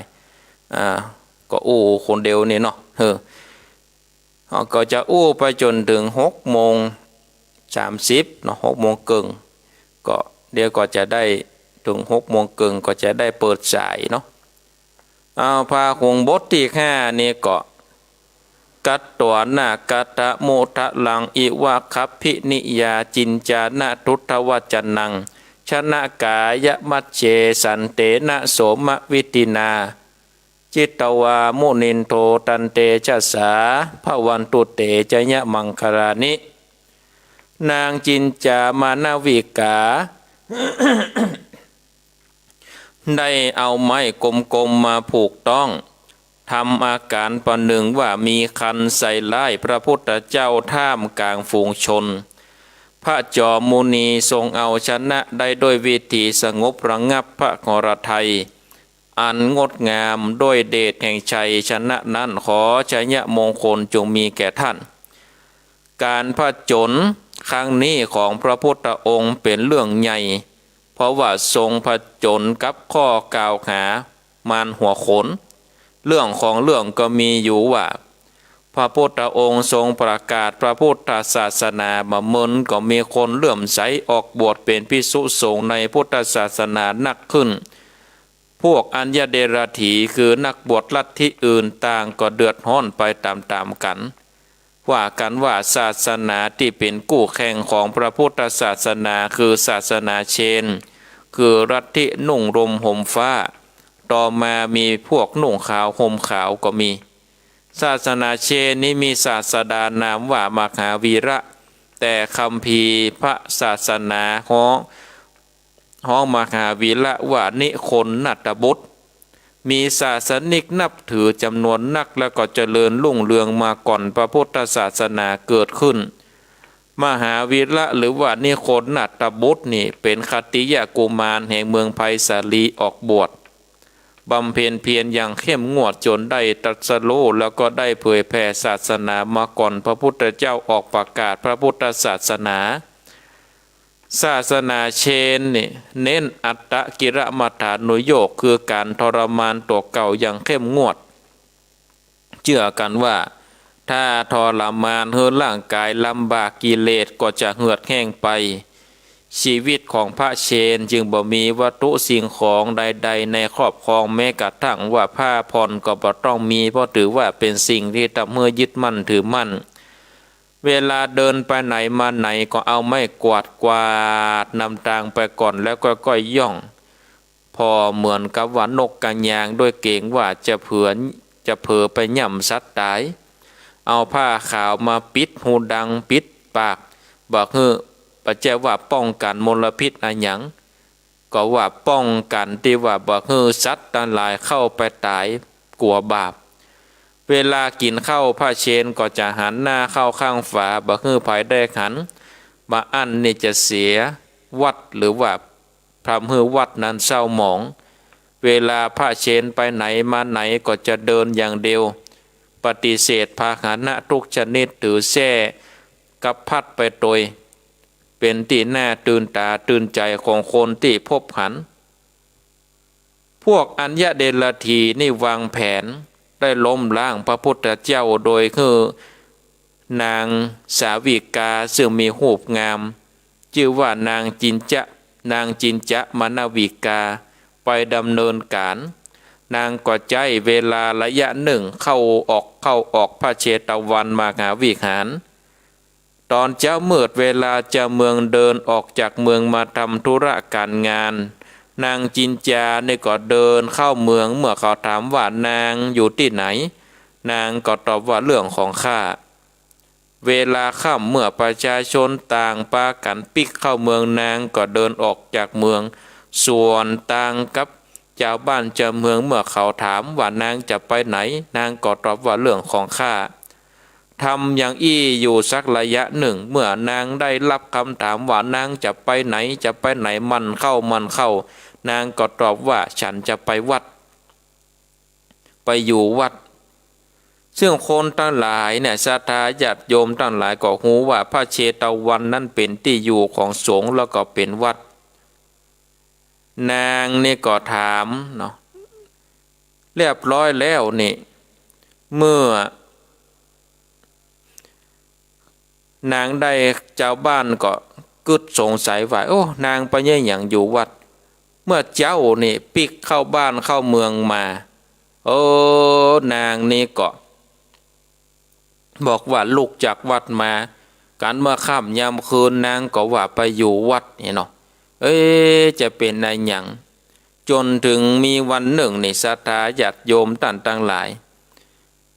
นางก็ได้เข้าไปต่อว่าพระพุทธเจ้าว่าโอ้ นางเนี่ยเกิดต้องขึ้นมา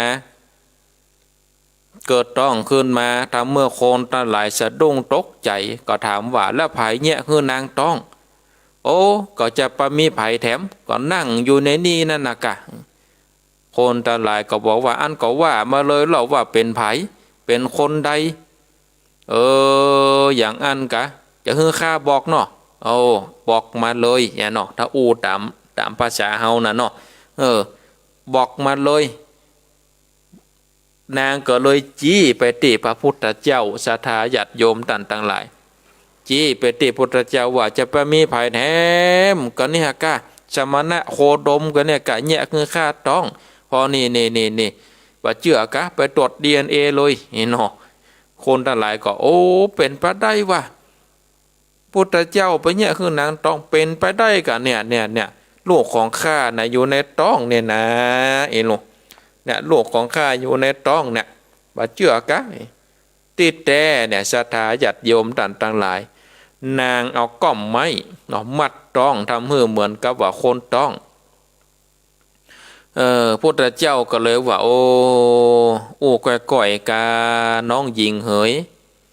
ที่เจ้าอู้มานั่นจะเป็นเรื่องแท้หรือว่าเป็นเรื่องเท็จเฮาหูกันสองคนนี่หรออย่างอันศรัทธาญาติโยมพุทธเจ้าก็เลยอันบอกว่าเฮาเรื่องเนี้ยหูกันสองคนจะไปเดือดจะไปนั้นในก็ทำให้นางเนี่ยโคตรเนาะศรัทธาญาติโยมนางนี่โคตรแล้วก็ลืมตัวเนาะโอ้ตึบตบไม้ตบมือตึบตีนนะเนาะโอ้ก็ทำให้นางนั่นลืมตัวผ้าตีนนางเอามัดกับก้อมไม้นั้นตกลงมาเนาะศรัทธาญาติโยมต่างหลายตกลงมาโอ้เป็นว่านางนั่นจุได้เอาไม้มามัดต้องประชาชนต่างหลายก็ได้ไล่นางออกจากพระเชตวันทำให้นางโดนธรณีสูบเนาะนางนี่โดนธรณีสูบแต่ว่าบางพ่องก็วิเคราะห์ว่าติดธรณีสูบเพราะว่าโดนจากบ้านจากเมืองนั่นลุมประชาทันนี่หรอกเนาะได้ลุมประชาทันทำให้นางนั่นน่ะได้ถึงแก่มรณะในบางคัมภีร์ก็ถึงอภินิหารว่าเทวดาเนาะได้มาแถลงเป็นหนูได้เข้าไปตีในเสื้อผ้าของนางตีนางได้ด่าพุทธเจ้านั้นไปคบเอาผ้านั้นปุดผ้านั้นต้นไม้ก็เลยตกลงมาเนี่ยศรัทธาญาติโยมต่างหลายพุทธเจ้าก็ใจความสงบใจความเย็นหลังงับบัโต้ตอบเนาะบัโต้ตอบนางจินจามนาวิกาดาอย่างใดใส่ไล่อย่างใดพุทธเจ้าก็บอกคอนแขนเพราะว่ามันปัจจัยเป็นเรื่องจริงศรัทธาญาติโยมนางจินจามนาวิกาเป็นไฟพุทธเจ้าเป็นน้ำก็คอยดับไปถ้าว่าต่างคนต่างเป็นไฟปะทะกันเนี่ยหายนะก็จะเกิดขึ้นศรัทธาญาติโยมต่างหลายอันเนี้ยใจเนาะใจละงบใจความสงบระงับนะศรัทธาญาติโยมต่างหลายเนาะใจความระงบใจความสงบระงับในความฮ้อนเนาะบทต่อไปคือบทที่6เนาะศรัทธาญาติโยมต่างหลายบทที่6สัจจังวิกายมติสัจจกวาทะเกตุงวาทาปิโลปิตะมานังอติอันตะพุตังปัญญาปฏิปัจจลิโตจิตวามุนินโทตันเตจะสาภวันตุเตจยะมังกรานิ สัจจกนิครนผู้ถือตัวว่าฉลาดเป็นนักโตวาทะชั้นยอดสละเสียซึ่งสัจจะตั้งใจมาได้วาทะคักล้างพระพุทธองค์เป็นคนมืดบอดยิ่งนักพระจอมมุนีทรงสว่างจ้าด้วยปัญญาทรงเอาชนะได้ด้วยเดชแห่งชัยชนะนั้นขอใจยะมงคลจงมีแก่ท่านการชนะครั้งนี้เป็นการชนะด้วยวาทะเป็นการชนะด้วยกำอู้เป็นเรื่องของการใจปัญญาหักล้างกันด้วยเหตุผลด้วยกันดังเรื่องว่าศาสนาที่เป็นศาสนากู้แข่งของพุทธศาสนานั่นก็คือเป็นศาสนาเชนของพระมหาวีระสาวกระดับศาสนานี้มักจะหาทางเอาชนะพระพุทธองค์เนืองแต่สุดท้ายก็ถูกพระองค์ปราบคือจำนนยอมมอบตนเป็นสาวกของพระพุทธองค์ไปกุคนบอกว่าจะเป็นสีขะเสนาบดีหรือว่าเป็นอุบารีขหบดีทำเอาเฮือนิคนนัตบุตรนั่นนะโอ้เจ็บช้ำน้ำใจนะศรัทธาญาติโยมสัจจกนิครนนี่คนนี้ถือว่าเป็นมือวางอันดับหนึ่งของลัทธิศาสนาเชนเทียบกับสมัยนี้ก็คือนักวิชาการที่มีความรู้เกิดว่าตัวเก่ารู้หมดรู้กว่าคนอื่นในโลกนี้คนอื่นนี่บ่มีความรู้เท่าตัวเก่าคนอื่นนี่บ่ลวกเท่าตัวเก่าเด้อเนาะสัจจะนี่เป็นคนที่จบไตรเพศจบปรัชญาชั้นสูงเป็นผู้ถึงสุดยอดแห่งวิชาการศาสนาของตัวเก่าแล้วก็เอาสติปัญญาเนี่ยไปไล่ถามสัทธาญาติโยมท่านทั้งหลายสัจจะนี่คนนี่ก็รู้ว่าพุทธเจ้าในมีคนนับถือนักเป็นคนที่เป็นผู้มีความเลื่อมใสศรัทธามาบวชเป็นสาวกจำนวนนักรวมถึงว่าเปื้อนห่วมศาสนาเดียวกับตัวเก่าก็ฮ้อนใจว่าถ้าปล่อยให้สถานการณ์เป็นอย่างอี้ปัจจาศาสนิกของศาสนาตัวเก่าก็จะล่อยหลอพระศาสนาเชนก็จะถูกได้ดึงไปอยู่ในพุทธศาสนาก็จะถูกดับรัศมีเหมือนกับว่าพระจันทร์ดับรัศมีของหิ่งห้อยก็เข้าใจว่าการประกาศโตวาทะกับพระพุทธเจ้าน่ะคงได้รับฉันทานุมัติจากมหาวีระคือนิคนนัตบุตรเป็นที่เรียบร้อยแล้วมีข้อสังเกตอย่างหนึ่งว่าพระมหาวีระบ่เคยออกมาประชิญหน้ากับพระพุทธองค์แม้แต่เตือเดียวลบเลี่ยงตลอดเวลาทรงแต่สาวกมือดีมาโต้นี่เป็นข้อสันนิษฐานได้สองประการคือมหาวีระอาจถือตัวตนว่าเป็นศาสดาอาวุโสดีกว่าเก่งกว่าพุทธเจ้าก็ว่าได้บ่ยอมลดตัวลงมาหาพระพุทธเจ้าอันที่สองพระมหาวีระคงหูตัวดีว่าตัวเก่าสู้พระพุทธเจ้าบ่ได้ถ้าหากมาโตวาทะกับพระพุทธเจ้าแล้วกันตัวเก่าจะเอาหน้าไปไว้ที่ไหนสาวกทั้งหลายก็จะหมดความเลื่อมใสก็จะเสื่อมศรัทธาทางดีๆก็เลี่ยงไว้เป็นดีไว้ก่อนจะด้วยสาเหตุใดก็ตามพระศาสดาของทั้งสองศาสนานี้ก็บ่ได้เผชิญหน้ากันแต่ว่ามีสาวกมือดีๆอย่างสัจจกนิครนเนี่ยมาต่อก่อนกับพระพุทธเจ้าสัจจนิครนเนี่ยประกาศจะโตวาทะหักล้างพระพุทธองค์เป็นข่าวใหญ่ถ้าเป็นสมัยนี้ก็ปะตกคงจะลงหนังสือพิมพ์วะเนาะลงหนังสือพิมพ์ทีวีทุกช่องวิทยุทุกคืนก็จะประกาศนะเป็นสมัยนี้นะและแล้วในวันที่รอคอยก็มาถึงขณะนั้นพระพุทธเจ้าประทับอยู่ที่ป่ามหาวันนอกเมืองไผ่สาลีแห่งแคว้นวัดชีพร้อมด้วยภิกษุสงฆ์จำนวนนักป่ามหาวันนี้เป็นที่สงบสงัดพระพุทธองค์มักจะเสด็จมาประทับอยู่เสมอพวกกษัตริย์ฤชวีเมื่อรู้ว่าพระพุทธองค์เสด็จมาประทับที่นี่ก็มักจะพากันมาเฝ้าฟังธรรมบ่ได้ขาด มหาชนจำนวนนักได้ติดตามสัจจกานิคนไปป่ามหาวันเพื่อที่จะฟังการโต้วาทะระหว่างพระพุทธเจ้ากับสัจจกานิคนป่ามหาวันอันกว้างใหญ่ไพศาลก็ถึงว่าได้คับแคบลงมาอย่างถนัดตาเพราะเต็มไปด้วยผู้คนเนื้อหาที่ได้โต้ตอบกันนั้นมีบันทึกไว้ในจุลสัจจกสูตรหรือมหาสัจจกสูตรในพระไตรปิฎกเล่มที่12เกี่ยวกับเรื่องอัตตาตัวตนอนัตตาบัจจัยตัวตนแล้วก็เรื่องเกี่ยวกับการฝึกกายแล้วก็ฝึกใจโดยเฉพาะเรื่องอัตตานั้นอนัตตาสัจจกานิคนเชื่อมั่นว่ามีอัตตาและอัตตาตัวนี้เป็นภาวะสมบูรณ์หรือว่าบ่มีความเปลี่ยนแปลงในขณะที่พระพุทธเจ้าได้ตรัสอธิบายขันธ์ห้าก็คือรูปเวทนาสัญญาสังขารวิญญาณเป็นอนัตตาคือบ่ใช่ตัวบ่ใช่ตนการอธิบายของพระพุทธองค์ทรงใช้วิธีถามเพื่อสัจจกนิคนตอบค่อยตะล่อมเข้าไปหาจุดเช่นตัดถามว่ากษัตริย์ย่อมมีอำนาจในการสั่งลิบทรัพย์สั่งจองจำสั่งฆ่าคนที่มีความผิดแม่นก่อกษัตริย์ที่มีอำนาจเด็ดขาดอย่างอี้จะสั่งให้รูปว่าจงเป็นไปอย่างอี้อย่าเป็นไปอย่างนั้นสั่งให้เวทนาสัญญาสังขารวิญญาณอย่าเป็นอย่างอี้อย่าเป็นอย่างอั้นอย่าเป็นอย่างอี้ได้ก่อทรงถามไปทีละข้อสัจจกนิคนก็ตอบว่าบ่มีอำนาจ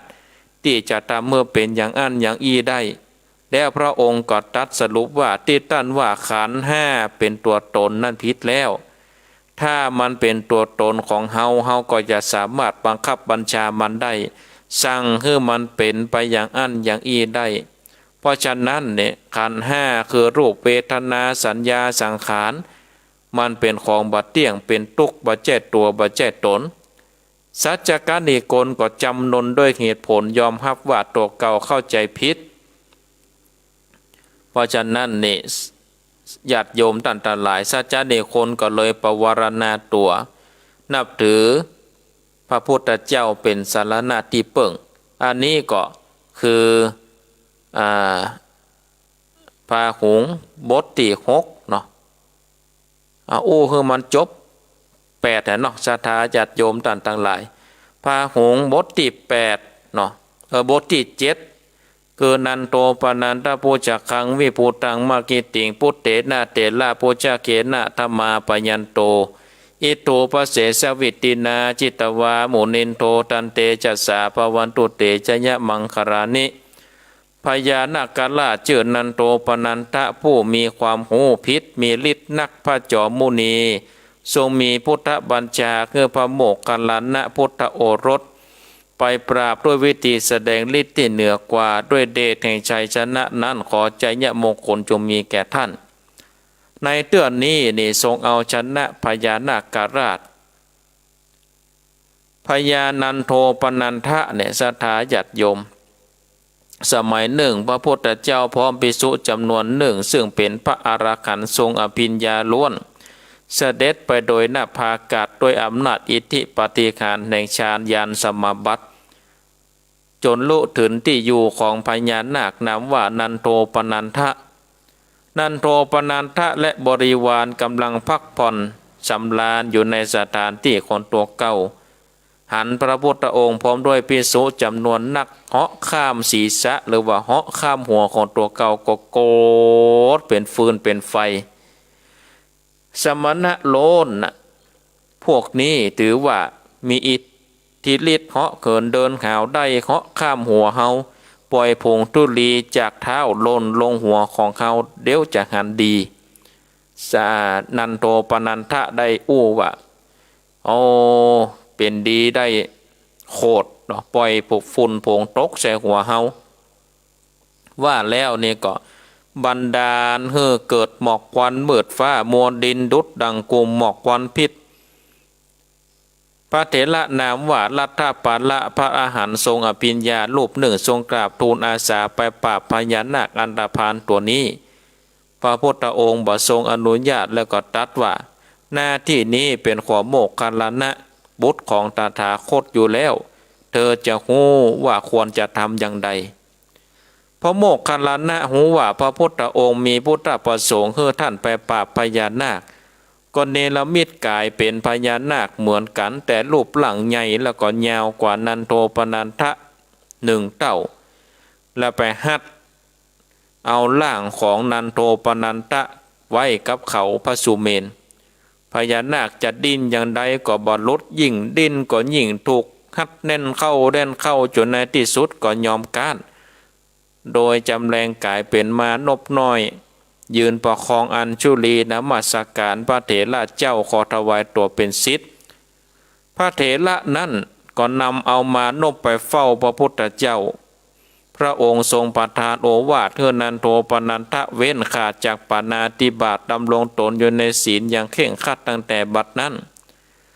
การเอาชนะพญานาคผู้มีฤทธิ์ครั้งนี้พระพุทธเจ้าก็บ่ได้ทรงแสดงฤทธิ์ปราบเองหากทรงมีพุทธบัญชาคือพระอัครสาวกเบื้องซ้ายคือพระโมคคัลลานะไปปราบแทนซึ่งก็มีหลายครั้งเมื่อเกิดเหตุการณ์คล้ายๆกันนี้ผู้ที่ได้รับพุทธบัญชาไปดำเนินการปราบจนสำเร็จมักจะเป็นพระเถระคือพระโมคคัลลานะเนื่องจากท่าน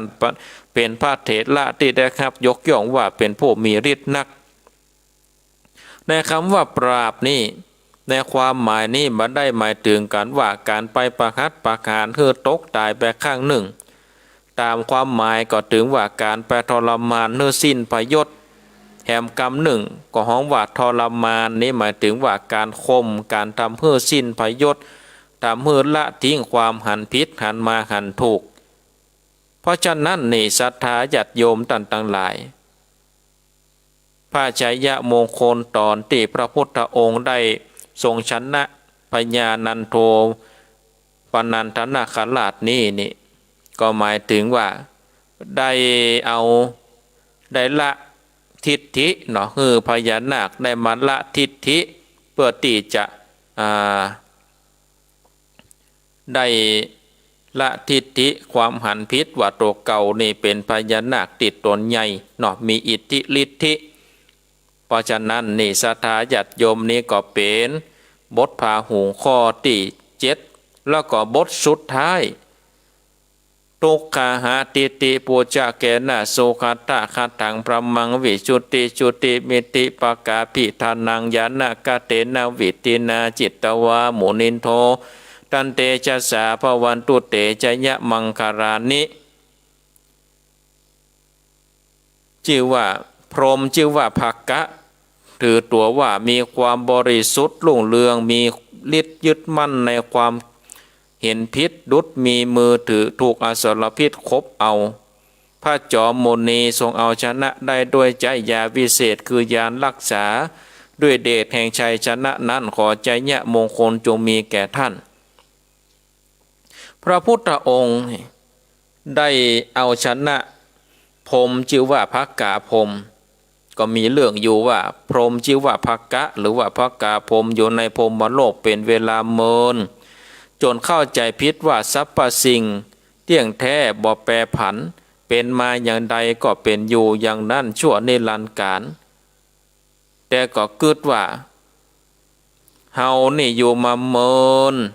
ยังบ่หันอย่างอื่นนอกจากที่ว่าบ่สะไผบ่มีความมีพญาปัญญาต่อเฮาเห็นเนาะพระพุทธเจ้าก็ได้ไปโปรดภักกะพรหมคือคลายความหันผิดแต่กว่าจะเอาภักกะพรหมลงได้ก็ต้องออกกำลังพอสมควรภักกะพรหมตาพระพุทธเจ้าได้แสดงฤทธิ์หายตัวพระพุทธองค์ทรงรับกำท้าแล้วก็ได้ประลองฤทธิ์กันบอกว่าภักกะพรหมจะหายตัวไปซ่อนอยู่ที่ใดพระพุทธองค์ก็หาปะมดศรัทธาญาติโยมภักกะพรหมก็หมดปัญญาที่จะเอาชนะพุทธเจ้าได้ก็เลยคือพุทธเจ้าไปซ่อนพ่องเนาะไปแมบพ่องพุทธเจ้าก็เนรมิตตัวเก่าคือน้อยแล้วก็เข้าไปอยู่ในมวยผมของภักกะพรหมพ เมื่อพระกาพรหมเป็นคนติเป็นฝ่ายไปเสาะหาพ่องในศรัทธาญาติโยมตันตาหลายโอ้เสาะหาเนาะเสาะหาที่ใดก็บ่มีบอกว่าจะไปเสาะหาที่ไหนสุดขอบฟ้าจักรวาลเสาะหาในมหาสมุทรในทะเลทรายก็บัพพะพุทธเจ้าโจรพุทธเจ้าหูว่าโอ้พระกาพรหมนี่ลดมานะทิฏฐิแล้วเนาะลดมานะทิฏฐิก็เลยได้ว่าโอ้เฮานี่อยู่ที่นี่หรอบ่ได้หายไปที่ไหนเฮานี่อยู่ที่มวยผมนี่หรอโอ้อันกะพระกาพรหมก็ยอมรับศรัทธาญาติโยมว่าโอ้เฮานี่บัดใจเป็นคนที่มีปัญญานักเฮาบัดใจชนะทุกสิ่งทุกอย่างก็มีพุทธเจ้าน่ะมีปัญญานักละเฮาและอิทธิวิธีนักละเฮาเนี่ยศรัทธาญาติโยมตั้นตั้งหลายเพราะฉะนั้นนี่ก็ถือว่าบทพาหงส์ตั้ง8เนี่ยศรัทธาญาติโยมถ้าเฮาได้สวดเนี่ยเฮาก็อย่างที่อาตมาภาพได้อู้ถึงตั้งแต่ต้นว่าในส่งของการสวดมนต์เฮาก็จะได้ขับปอนอันศักดิ์สิทธิ์ในที่นี้ถึงว่าใจยะมังกลานิใจยะมงคลก็มีแก่เฮาได้สวดสรรเสริญสวดปุจจาพุทธเจ้าปุจจาพระแก้วเจ้าทั้ง3ประการเฮาก็จะได้ครับอานิสงส์ได้มาปกป้องคุ้มครองเฮาเพื่อได้อยู่ดีมีสุขเนี่ยศรัทธาญาติโยมอันนี้ก็อาตมาภาพได้อู้จ๋าเนาะหัวข้อธรรมะคือกับศรัทธาญาติโยมเรื่องพาหงส์ถ้าไผสวดได้ก็สวดเนาะไผสวดบ่ได้ก็เปิดหนังสือเอาเนาะเปิดหนังสือเอาละศรัทธาญาติโยมจะเปิดสายเนาะจะเปิดสายลองเปิดสายคือกับศรัทธาญาติโยมตั้นตั้งหลายได้โทรมาเนาะได้โทรมาแจ้งผลการรับฟังโทรมาอู้โทรมาจ่าว่าอาตมาภาพตัวเจ้าสันนะนั่งอยู่นี่คนเดียวกันนี่นั่งอู้คนเดียวกันจะมีศรัทธาฟังก็ว่าบ่ฟังนะศรัทธาญาติโยมตั้นตั้งหลายจะมีคนฟังอยู่ก็ว่าตัวเจ้าสันมานะนั่งอยู่ที่นี่คนเดียวกันนี่ลองโทรมาเนอะศรัทธาจะเปิดสายแล้วเนอะ0865878177ฟังแถมกำเนอะ0865878177เจริญปอนเจ้าไอ้สาเจ้าฟังกันอยู่เด้อแม่น้อยเจ้าขอบคุณหลายๆที่มาสาธยายข่าวหุงเนี่ยเป็นห้องว่าเป็นคำอวยพรพระเนาะเจ้าแต่บทสุดท้ายดูบทที่เก่ามันเป็นคำสรุปเนาะเป็นคำสรุปอัฏฐคาถาก็คือ8คาถาเนาะเจ้าเนาะแม่นแล้วเจ้าขอบคุณหลายๆเจ้าที่อธิบายเจ้าเตอเป็นอู่หน่อยเดียวเนาะเป็นสรุปเป็นจะยาวๆอีนะเจ้านึกว่ามันจบไปก้าไหนฟังคือมันจบนะนี่นะเจ้าขอบคุณหลายๆนะเจ้าไอ้ตาเจ้าธรรมะดีนะเจ้าสาธุบุญรักษาเน้อฮับสายต่อไปเจริญปอนเจ้าค่ะพระเจ้าท่านพระครูแม่สุเกียวศิลปรสิตี้มันห้องละปูนเด้อติดตามอยู่เด้อได้ไหวพระฟังธรรมโดยท่านพระครูมากับเจ้าแล้วเด้อเจ้าสาธุเจ้าวันพุธวันนั้นมันตรงกับวันพระวันศีลเนาะท่านพระครูก็ได้มาเจ้าแล้วตุลุงยองก็ออกแต่เนี่ยฟังตุลุงเด้อเจ้ากราบไหว้สาธุเจ้าโมทนา0865878177เจริญปอนไหว้สาเจ้าท่านพระครูแม่จันท่านพระครูมาอูถึงเดียวไปอินเดียโอ้กระนอมได้ไปนี่มันได้ไปละโอ้แต่กะได้ไปก็โตมาโหจะได้ไปมาใดทำโหนี่กูม ได้ไปได้มันโลกนี่มันนี่หายไม่ได้นู่ ก่อนนั้นเนาะเปิ้นจะเปิดมาได้หมู่ประเทศนี่นะ นี่แม่มือมาอันไปสีสังเวียนน่ะกะ โอ้ดีละกะได้ไปโอ้ถือว่าเป็นบุญตาเขาได้หันน่ะเนาะ โอ้คนแต่คนว่า นะ ซะ กะดินแดนพุทธเจ้าเหรอดินแดนป่อเฮาซ้ำนี่เนาะ ที่อันเอาไปนั่งไหว้ดิปืนต้นโพอ่ะโอ้ระบายมันหล่นลงมานี่ คนใดหล่นตัดคนใดกับคนนั้นเอา เอ้าบ่ถึงลู่กันหัวล่างข้างแตกบ่นานเนาะใบฉลี งามแต่งามว่าได้อันเจดีย์เบิ่นตะ นั่นน่ะกะ บุญละที่ได้ไปให้ โอ้ เจอกับพ่อ สุดยอดแล้วสุดยอดแล้ว ชัดเจนดีเจ้า สา พระ ธุ เจ้า โมทนา0865878177เจริญปอนเจริญปอน อ๋อใช่แล้วกลับไหว้สาเจ้า อยู่ที่ไหน นี่จังเมืองเถินให้เนอะ เมืองเถิน ฟังอยู่ตลอด เมืองเถิน เจ้า โอ้เมืองเถิน เจ้า สถานีลี อ๋อฟังลี่เนาะ เจ้าสถานีลีม่วนแต่ม่วนว่ามันพูกเอามาอู้เห็นบ่ได้บ่ พวกก็ฟังต้นใหม่กา อ่า ม่วนแล้วแหละเนาะ หมดดีก็ฟังกันไปเนอะ เจ้า สาธุชัดเจนดีเนาะ เจ้า อ้าวตั้งดีก็ตั้งเมืองเถินก็อาจจะชัดเจนดีอ้าวฮับสายต่อไปเจริญปอน ครับไปสาธุพระผู้ พ่อบุญตัน ฟังอยู่ในทันเนื้อ ฟังอยู่เนาะ ฟังตลอดเลยถึงจะโตนถึงปลาย สาธุชัดเจนดีเนาะ ไปสทันเนื้อกำลังใจ สาธุโมทนา0865878177โอ้วันนี้จักยาว2 ชั่วโมงเสียงแหบเสียงแห้งเหมือนกันเนื้อสาธาออกรายการจบแล้วก็โตเสียงใจแหบเหมือนกันนะนี่เนาะได้เสาะน้ำอุ่นกินแล้วนี่ฮับสายเจริญปอน ครับไปสาครับท่านพระครูนี่พ่อบุญธรรมบ้านปุ่งหนองเวียงปะเป่าเจียงไฮ้พี่นะครับ ปอปุณธรรมบ่ได้ปะกันจันเมื่อนี่เนาะ โอ้เหมือนกับจังหวัดปังแง่เมื่อนี่เนาะ กันนานากาเป็นยั เจ้าง หัวเดียวนี่ ก็ไปปะกันปุ่นเนาะ42เมืองปุ่นกะ ครับ เดือนมีนา วันนั้นท่านมาบ่ครับ วันนั้น ที่ บ่ได้ไปสกรรมติดการเห็นในวันนั้นน่ะ วันนั้นผมไปวันที่13อ่ะ เอาอันกะ ครับ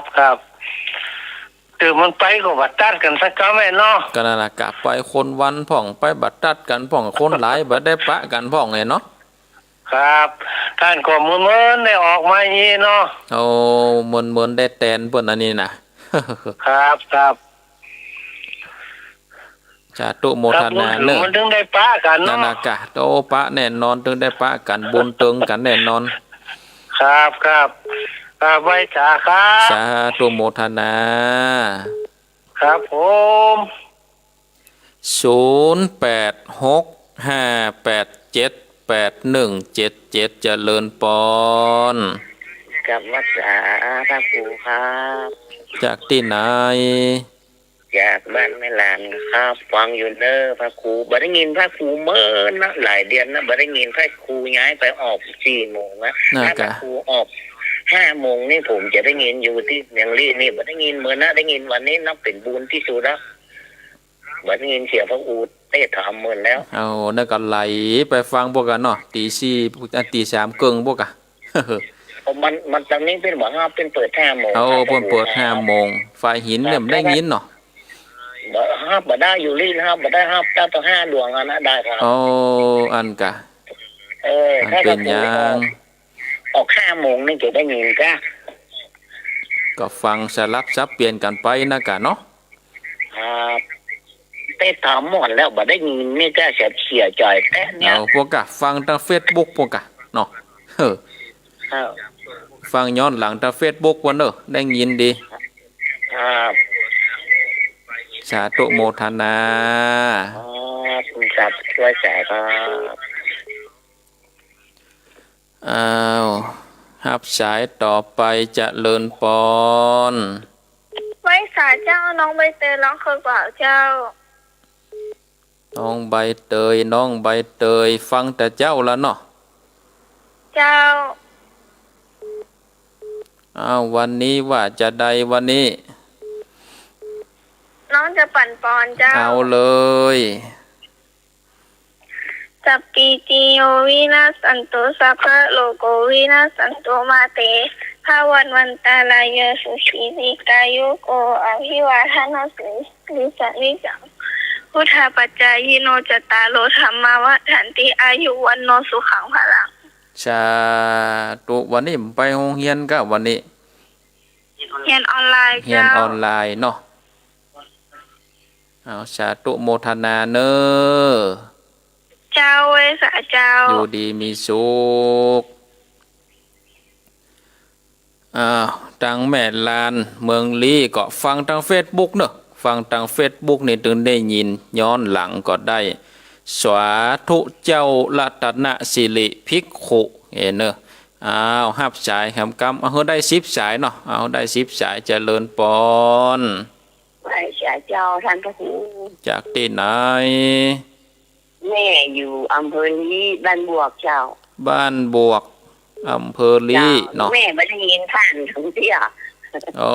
กำลังปะกันเตือนแรกวันนี้มวยแตนน้องแม่วันนี้นะ อันนับจังลีเป็นเปิด5 โมงเนาะ อ๋อ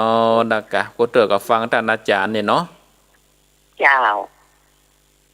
วันนี้มวยแตนวันนี้มวยแตน ใจดี สาธุแล้วก็ปะกันใหม่เนาะ เจ้าเจ้าไหว้สาเจ้า สาธุบุญรักษาเน้อ เจ้าแม่หลวงมันบวก เอาฮับสายต่อไปเจริญปอน ครับนมัสการครับท่าน จากที่ไหน จากพี่น้องปกญบ้านห้วยปิงเด้ครับ บ้านห้วยปิงห้วยปิงนี่มีตังใดเนี่ยฮะเอาว่าเลยห้วยปิงมีตังใดห้วยปิงนี่ ห้วยปิงเอาไว้ใส่ขาเบอร์ลี่เลยครับ เอาไปตำปุ่นแล้วเนาะ ครับตำบลมันป่วงอำเภอตรงอาจารย์ อ๋อ ครับ พออยู่มีตังอันบ้านปวงเนาะ ครับแต่ผมฟังตลอดนะครับ แต่ว่าผมบอกบางครั้งกับผมได้ไม่ได้ถูกแต่ผมฟังทุลุงยองตลอดครับ โอ้ดีแล้วกะดีแล้วฟังตัวหลวงม่วนดีเนาะ ตั้งแต่ตี 3ห้องแล้วตี 3ป่ายห้องครับ โอ้ดีแล้วดีแล้วฟังเป็นกู้เป็นกีมกันไปเนอะ ครับขอบพระคุณครับฟัง สา ท่านเป็น ธุ ดี โม ครับ ทนา ครับ อ้าวได้10สายแล้วศรัทธาญาติโยมได้10สายแล้วอาตมาภาพขอยกหูก่อนเนาะเพราะว่าเวลาก็ไล่หลังมันนี้แล้วก่อสายแรกจากแม่น้อยกัดนัดเนาะได้โทรมามาจาก็สาธุอนุโมทนาสายที่2จากแม่สุกแก้วบ้านศรีลาพรศรีเตี้ยอำเภอบ้านโฮงสายที่3จากแม่จันเรือนใสเวียงตากการโอ้แม่ก็ได้ไปหันแล้วเนาะเมืองอินเดียโอ้ถ้าได้ไปตอนนั้นเนี่ยไปตอนนี้มันลุกแล้วก็เนาะก็เริ่มได้ไปเนี่ยเนาะเปิดประเทศสายที่4จากเมืองเถินลำปางสายที่5จากป่อบุญตันเจดี3ยอดสายที่6จากป่อบุญธรรมบ้านโป่งหนองวปปเวียงป่าเป้าก็ก่อมได้ปะกันเมินมากันแล้วเนาะป่อบุญธรรมสายที่7จากแม่ลานลีฟังตัดมาเจ้าเปิดตั้งแต่ตี 5กำลังมาปะท่านอาจารย์นี่นะก็ฟังทาง Facebook เนอะถ้ามี Facebook นะพิมพ์ไปเลยว่าสาธุเจ้ารัตนสิริภิกขุจะหันตมานั่งอยู่หันต้นบนนะก็สามารถเข้าไปรับชมรับฟังย้อนหลังได้ประวัติทางปนในเปิดตี 3เนาะอาตมานี่ย้ายไปเตะธรรม วันพุธตีสามเกิงถึงตีห้าจบตีห้าปุ่นเปิดสถานีปุ่นบดีเฮาพอจบแล้วบ่ได้ฟังธรรมสักกรรมก็เข้าไปฟังทางระบบอินเทอร์เน็ตเนอะเข้าไปฟังทางระบบอินเทอร์เน็ตหรือว่าเข้าไปที่สวาธุเจ้ารัตนศิริภิกขุก็สามารถมาเพิ่มเปื่อนได้เข้ามาฟังย้อนหลังกันได้สายที่8จากน้องใบเตยร้องเครือกวาวมาปั่นปอนอันนี้ถึงสุดยอดแล้วเนาะน้องใบเตยมาปั่นปอนคนเฒ่าคนแก่คือตุลงเนาะได้อยู่ดีมีสุขเนาะสปีติโยสายที่9จากบ้านบวกอำเภอลีก็ชัดเจนดีก็สาธุอนุโมทนาแล้วก็สายที่10สายสุดท้ายจากห้วยปิงบ้านปวงตุ่งหัวจ้างเนาะก็สาธุอนุโมทนาทั้ง10สายเนาะศรัทธาญาติโยมต่างหลายก็วันนี้ก็เป็นรายการสาระธรรมยามเจ้าเนาะสาระธรรมยามเจ้าเฉพาะกิจเนาะมวยแตนวันนี้กูเตือป่นแตนเฮาหลายแล้ววันนี้จำเป็นได้แตนป่นนี่เนาะกูเตือนี่คือเวลาท่านอาจารย์พระครูอภิวัฒนวิกรมแตนพ่องตัวลุงยองแตนพ่องบริเวณนี้เขาได้แตนบริเวณนี้เนี่ยจักยาว2 ชั่วโมงศรัทธาญาติโยมเสียงบ่มีแล้วถ้า3 ชั่วโมงเนี่ยปากบ่ออกละศรัทธาญาติโยมดังหลายขนาด2 ชั่วโมงเมินไหนมาได้ลวดเนาะเมื่อไหนได้ก็เตือก็ชั่วโมงเกิงก็พอดีประเด็นนี้จักยาว2 ชั่วโมงเสียงไข่แคบไข่แห้งไปเอาละเนาะศรัทธาญาติโยมท่านทั้งหลายวันนี้อาตมาภาพพระครูสังฆลักษณะอัตตนสิริตุเจ้าสันมณะตำบลต้นทงอำเภอเมืองจังหวัดลำพูนได้นำเอารายการอยู่กับศรัทธาตั้งแต่เวลาตี 5จนถึงเวลาจะใกล้7 โมงแล้วเวลาก็ปางสุดปางซอยแล้ววันนี้อาตมาภาพจะขอนำเอารายการได้ละจากศรัทธาญาติโยมท่านสาธุชนท่านทั้งหลายไว้เพียงเท่าอี้ก่อนเนาะวันพุธเนาะศรัทธาญาติโยมก็มาพบกันแถมในช่วงเวลารายการมรดกธรรมพื้นบ้านล้านนาตี3 ถึงตี 5ถ้าว่ามีเวลาเฉพาะกิจอย่างแถมท่านอาจารย์ได้มอบหมายก็จะได้มาพบกับศรัทธาญาติโยมท่านทั้งหลายกันแถมในครั้งต่อไปวันนี้ขอบุญกินบุญทานบุญกุศลแห่งพระแก้วเจ้าทั้ง3 ประการมีกุลพระพุทธเจ้า56กุลพระสัทธรรมเจ้า38กุลพระสังฆเจ้า14กุลปิตามารดากุลครูบาอาจารย์เจ้าทั้งหลายบุญบารมีขององค์พระบรมธาตุเจ้าหฤปุญใจบุญบารมีขององค์พระบรมธาตุเจ้าดอยสุเทพตลอดถึงพระบรมธาตุเจ้าเจดีย์หมื่นโลกธาตุจักรวาล